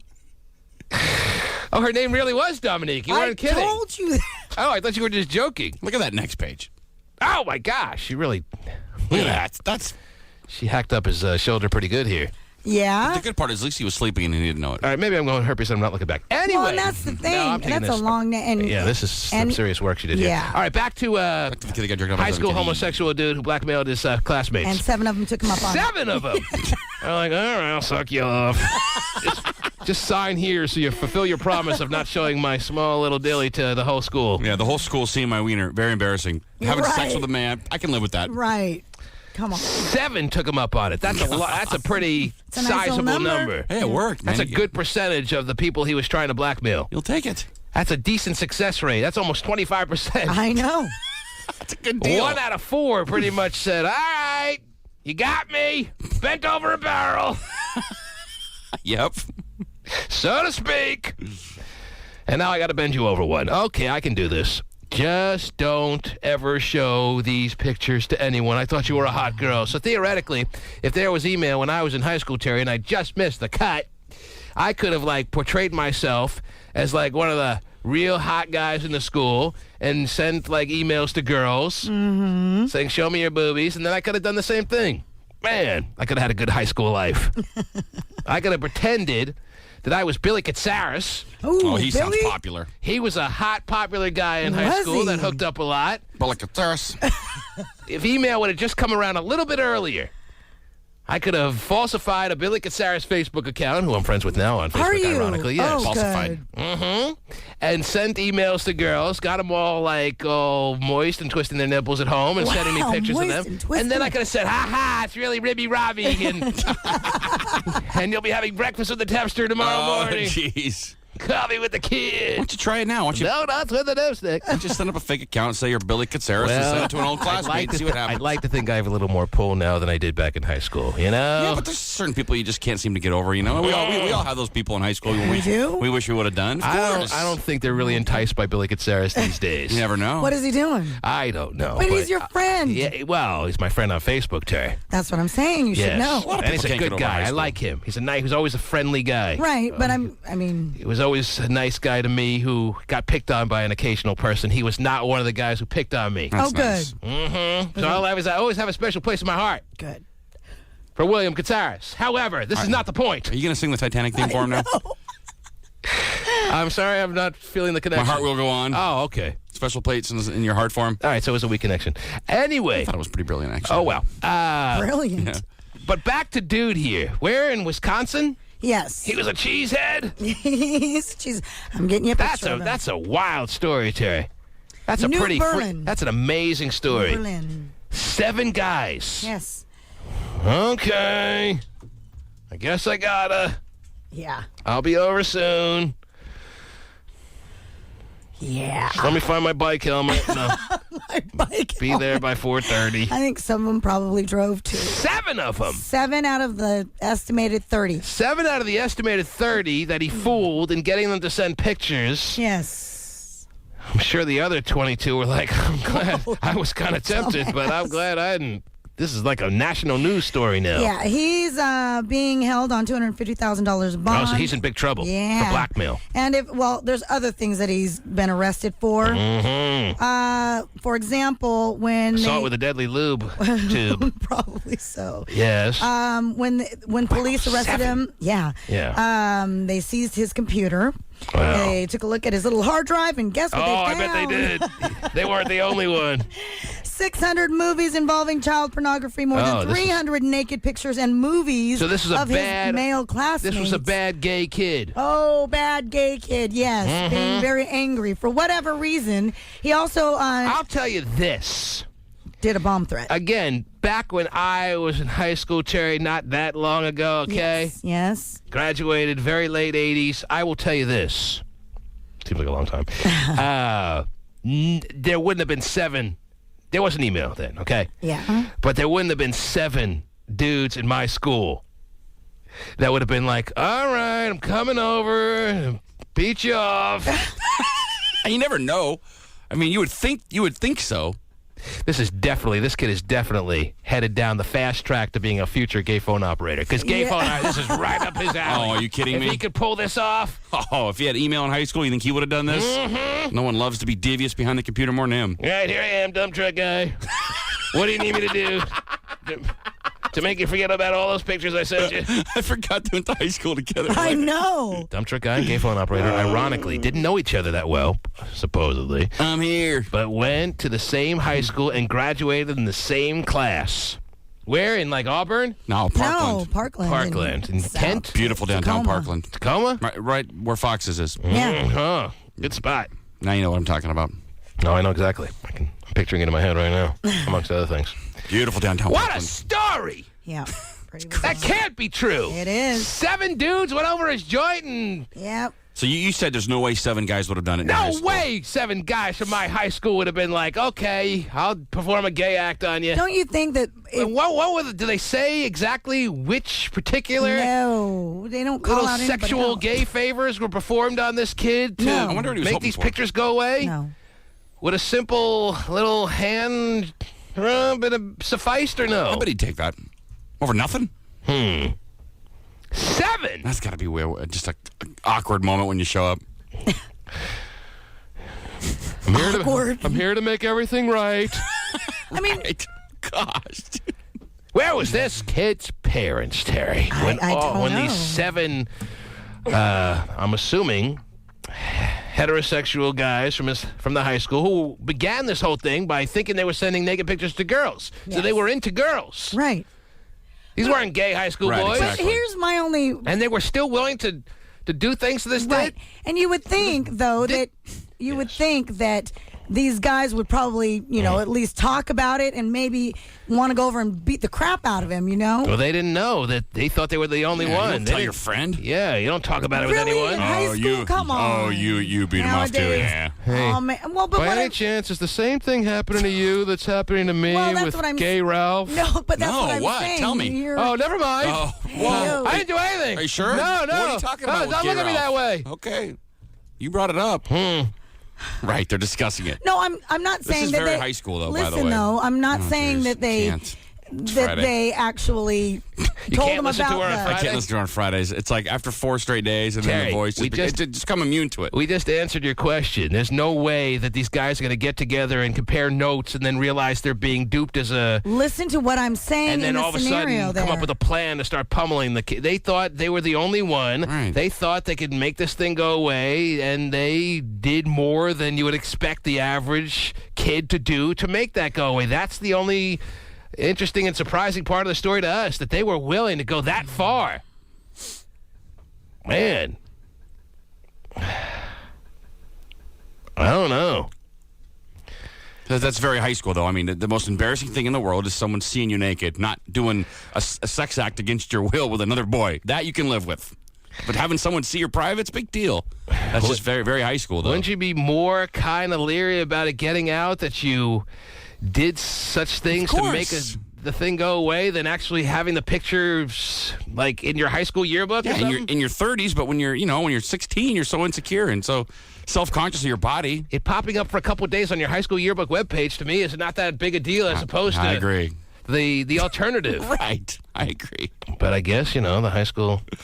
I'm just realizing that the mind of the high school dude is kind of morphing into a place where it wasn't when I was there, 'cause 7 dudes are not going over to this You never know. gay kid's house and jerking them off. You never know. You never know. Now, I know you're picturing some of your friends in high school, the ones that would do it. Oh, he's definitely doing it. 1-866-663. T-Man is the number to call. Anything you want to share with us? Any comments you want to make? Any stories you want to convey? Any problems that you have? Let me see that story, Terry. I think my little buddy Chris probably do it. But what Sure, one he's thing that really I was proud gonna- to be a listener this morning. One thing that I was going to ask you guys, though, is of those 30 guys, you don't think it kind of got around like, oh, some hot chick Facebooked me. Did you guys get one? That kind of conversation, you don't think that ever It could came up? have, but obviously it didn't, because that's why, as you're suggesting, if it did, they might have come up with a plot as far as feeling the safety in numbers to now rail against this. And that's all I was trying to get to. Homosexual senior. But he sounded like almost not just a kind of crafty dude, but he was kind of dangerous too. He was the bomb threat kid. He was the what else did he get in trouble Well, for? he had over 600 pictures of child porn. He was a child porn Yeah, kid. he's a pretty creepy dude. Lucky he didn't get his ass kicked, though. Terry's right. That's he why was it just willing to seemed blackmail his fellow students. Yeah. He's being held on $250,000 bond. Wow. And if convicted... Do you have that in the bank? If convicted, he's facing life in prison, by the way. Life. For what? I mean, they're not going to give him life, but technically, by the letter of the law... Because it's so many counts? Is that why? With the child porn and, child porn. all the counts that he's being accused and tried for, he's facing life in prison. Right. Wow. And throw away the key! So how do those 7 guys, I mean, I'm going to come put together back? a list. I think my friend Booby, too, probably does. Booby? Anita. Well, a name like Booby certainly can make a case that he's running right over to the gay kid's He's house. definitely doing Fancy it. pants? Yes, Anita, you're on the air. Definitely fancy. Hi. Well, you made a comment that you didn't think that Pretty much all your friends. many people that were doing that in your high school, but I know a group of guys who each messed around with one of my gay best friends, and none of them knew about each other doing it. So I think there's a lot more... So man-on-man, boy-on-boy experimentation is more popular these days than perhaps we're recognizing, is what you're saying. Oh, yeah, definitely. And they all acted totally We all have come to- homophobic towards them. We all have come to grips with the fact that women are all filled with experimentation days, and that's all understood and universal, and not only is it happening in private, but it's happening right on dance floors, it's happening at bars. You know, some real hefty exotic tongue kissing going on between two girls that It is hot. are very hetero is commonplace these days. But what she's telling us is boy-on-boy sexual experimentation Boy-on-boy is love. also becoming quite common. Well, yeah, but a lot of the reason that girls do it is honestly to get attention from guys. Right. And guys do it in secret with each other. Because they like it. So what's their motivation? If girls are doing it to get attention from guys, why are guys doing it? Because deep inside they're really interested and they really want that kind of gay satisfaction, or what? Yeah, I think everybody has that kind of questioning, but they're not willing to. Curiosity. Guys are horny, and if your friend will probably do it before a girl will. Who were closeted in high school and fooling around with this one particular guy and acting completely homophobic around their friends who had also done stuff with him. 7 guys raced over this kid's house and were beating his paddywhacker. So how do you want to do it? Me on top or you on top? Awkward. You know, gays got stories of being with straight guys who totally regret it. Well, and pretty much everybody he's with regrets it, but, you know, especially the straight ones. Andrew, you're on the air. Good morning. Hey, good morning, T-Man. How are you? Kind of an interesting story, huh? I'm better than I deserve. You're better than you deserve to be. Okay. Man, I gotta agree with you on the whole. It feels back in my high school days, we'd have gone and stomped a mud hole in this kid. Yeah. It would A couple kids did that, it See, sounds and that's like. what I'm. Yeah. And that's exactly what he asked for. That's right. So you were apparently right in line with what he was requesting. I Pretty just much. think that there's so much communication, especially with dudes when they're getting hit up by some supposedly really hot chick requesting things. Some kind of conversation with at least 1 to 10 of these guys. All right. Had to have happened. Let me just put it in more modern terms. If some guy in my office here came to me and said, T-Man, you know that picture you sent me of your schlong? You thought you were sending it to sue the controller? Right. You send it to me. Right. And I am now in possession of it, and I will release it to the entire Clear Channel, Seattle community if you don't perform a gay act on me. My response would be, fire away, dude. But that's the Let funny... it fly. I was looking for a way for it to get out there and not have it be traced to me. But if you want to post an all-company email of my dilly, all the better. Why didn't any of the Like I said, you're so insecure in high school, you know? That's so revealing of a high school kid's mentality. You're so insecure of your body in high school. You're so scared that people are going to see it. You remember, like, having to change in the locker room? It was torture. I hated it. Well, I was kind of leery of it. I was kind of afraid of it because I had no hair on my my speckle until I was like 17. I was a real late bloomer, maybe 16. For whatever reason, your people are very insecure about their bodies in high school. And Gennaro Vitoulis there had hair. Oh, God, he was so hairy. He had hair like crazy in the 6th grade. I remember Are you friends with him, too? Lee Boyer in 6th grade. I thought we had a substitute one day when I heard him talking in class.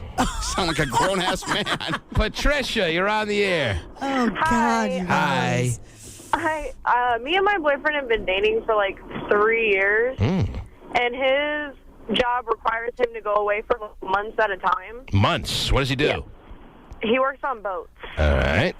And I was wondering, okay, I've never really had a problem with having sex with him at all. Oh. And lately, like, for the past few weeks, he's been really wanting it, but I've been stressed out. Like, my mom's breast cancer surgery was today. I'm in college and all this and that, and I'm just wondering, is it okay for him to consider me, like, almost a bad girlfriend for not wanting to have sex with him, like, once or twice? No, I think you are certainly within your right as a girlfriend to have a period of time, especially considering the circumstances of your mom and all that, for you to not have sex on the forefront of your mind, and he's going to be able to get through a nice period of time where he's going to be the good boyfriend who's understanding.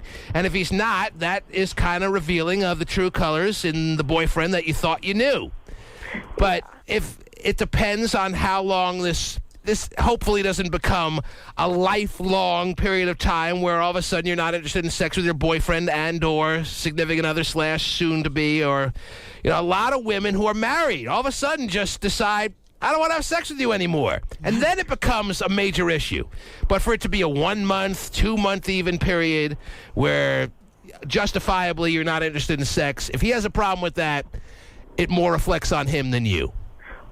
I can completely understand why he would want to, because he goes away for a long time. So I'm not worried about that. It's just lately... Oh, he's going to cheat on you till the cows come home, but he's not going to give you a problem about it. Uh-huh. No, I'm just kind of playing. But no, my answer, in all honesty, is he should be able to work with you through this period of time. Hopefully your mom will be okay. You'll snap back into being the horny nympho that you used to be, and everything will be fine. And if he puts too much pressure on you, well then, to me, that tells you a lot about him. Yeah. All right? Don't feel like you're required during this time of stress. A lot of people are going through stress right now. Don't feel like you have a responsibility to be the sexual machine for him during this period of time that you're not interested. I mean, if you could throw him a bone and get through it, like, sometime over the next couple of weeks, that would be nice. And if you can't, you can't. And he should, like you said, be more understanding of the situation. You're not into it right now. He's got to understand that there are circumstances of a major magnitude going on in your life right now. Patricia, don't feel guilty. Okay. All right? Thank you. Take care. Good luck for you. Oh, he's leaving her. Oh, jeez, what an insensitive ass. Yeah, we're kind of wired that way, Terry. Yeah. Well, we'll find out a lot about him, won't we? Mm-hmm. Over the next bunch of days. He's already starting to give her the, what am I doing with you looks? You're not giving it up, so... Kind of hoping your mom dies now. Wow. He's not saying it. He's kind of thinking it, I'm wondering. Yeah, he probably is. He's getting frustrated, Terry. Wow. He's getting pent up with the sperm is building up along the groin wall there. Wow. Is that where it built up? Oh, yeah. The groin wall. Starts to stack up. There's going to be a hole in the dike. Like an old hoarding woman, Terry, with her old Long John Silver containers. What?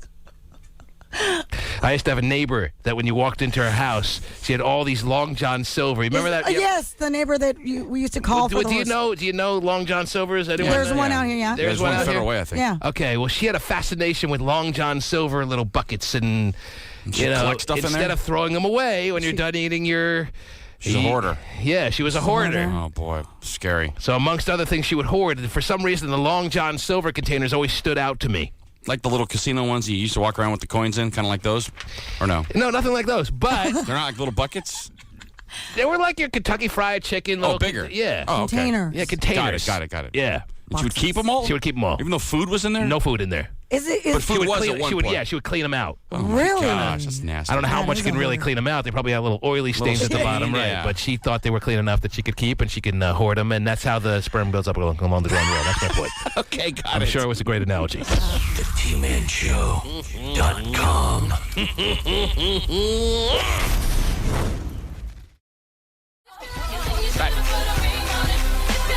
Should have put your schlong on it. Oh, wait, I did. Fancy Pants text message Hotshot during the break just to confirm that he is not accurate, that he would rather this dude show his dilly to the entire school than perform a homosexual act of kindness on the blackmailer. All right. Just so we're clear, in case that ever happens to him, to Fancy Pants. You'll know which way he'll swing. And at 5'7", 115 pounds, something tells me he doesn't really want to show up to the whole school. Well, he thinks otherwise. And little guys, I guess, can have big ones. Yeah. Couple of text messages here. We're a little late on time. Text messages roll in at 97373. Don't you know? That's 97373.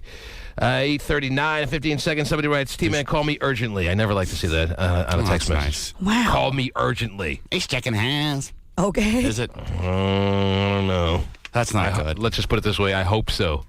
Yeah. At this point. So we're not calling? No, not on the air. Not off the air either. 8:28 and 39 seconds. Somebody writes, I'll take my chances. How about those Cal Bears putting a whooping on your Washington Huskies last night? Okay, I'm glad you're so filled with the taunts this morning. It was a disappointing loss. I was not expecting it. They were up by... I don't want to go through it again. Anyway, 8:22 and 22 seconds. Somebody writes, OMG, this has nothing to do with anything you guys are talking about this morning, but I'm about to do something really bad to my Spanish teacher. Just wanted to let you know. Wow. Don't like hearing that either. Come on now. What'd you say? I don't like hearing that either. I don't know what to make of I'm about to do something really bad to my Spanish teacher. Is that, to you... Are you visualizing something with a sexual tinge, or are you kind of thinking something in a violent neighborhood? The latter. You're thinking in the violent neighborhood? Yeah. I don't think they would text message us then. See, the reason I'm leaning to something sexual is they'd be more inclined to text message ahead of time if they were going to do something sexual to their Spanish teacher over something violent. Unless they were crying out for help, looking for someone to save them from doing something that they can't help but have to do because they're in the violent mode. I don't know what to make of this text Well, message. maybe we should call them and stop them for whether it's sexual or violent. Say, no, you don't want to do either. Nah, I got other text messages All to get right, to here. then. I can give the number to the authorities if they feel the need. All right. OMG, this has nothing to do with anything you guys are talking about this morning, but I'm about to do something really bad to my Spanish teacher. Should we feel some level of responsibility for that? Nah. Okay, let's move on. What do you got? Give me a quick story, Terry. What do you have there? Well, since we just in the last segment talked about Facebook, apparently Facebook users have wasted roughly 800,000 work hours writing. 800,000 work hours, writing yes. The 25 Things About Me lists. You know. Oh, yeah, I got one of those recently because I was... Were you tagged in a list? I was tagged in a list of something somebody wrote in there, 25 Things About Me. Yeah. Now, this 25 Things About Me seems to have become very popular, and I'm trying to figure out why. It looks to me from the lists that I've read, and granted, not many of them have I read, but they've become very popular, and I'm wondering why. It looks like it requires a lot of time. Yeah. You got to sit there and write 25 random things about you. I wouldn't even know where to start writing random things about myself, not to mention 25 things. So they don't lead you in a direction like favorite movie or something? No. It's just random things? No, it's not like the old food. It's not like the old MySpace profile that would give you options and make it multiple choice. Right. No. No, this is you have to sit there and spend, a lot of time. Apparently upwards of 800,000 work hours have been wasted. And you really love yourself so much that you sit for who knows how long coming up with 25 random things about you that you then think people are that interested in sharing with them. And the only reason people get interested is like I did. When I get tagged in something, I want to see what they wrote. Right. And then when you get tagged, you're supposedly the one that has to write the next 25 things about you. That ain't happening. I'm already uninterested just hearing the story. I couldn't imagine it's either filling one out or reading someone. A lot of people are doing it. A lot of people are taking the time. It's become very popular. It's become very popular to sit down and jot down the 25 things about you that would fascinate people. What's the exact title? 25 things about you. 25 things about me. That's it. So honestly, I still don't really get. So what are you supposed to put? Just whatever about you. Give me an example. Maybe some secrets about you that other people didn't know about you. I touched myself on the back of a bus one time. There you go. That's all right. There you go. Oh, you too? Oh, wow. Yeah, I know. So someone and then you love it when people make comments was it about the very back seat, or was it the second to last row? It was the second to last. The very back was taken, so I had to be very cautious of them seeing me. Wow, I feel closer to you than ever. Thank you. Thank you for writing your 25 things about you. Wait till I get started on mine now. I can't Thank wait. the people at Facebook. So because I got tagged in one, I thought that was the case. Yes. I was then responsible for writing the 25 things about me. Yes. I was then on the hook. Yes. Well, that ain't happening. I hope no one out there is holding their breath. I'm imagining they're not. Be filled out by 10:30. 800,000 work hours. And we're wondering why we're in a recession. TheTmanShow.com.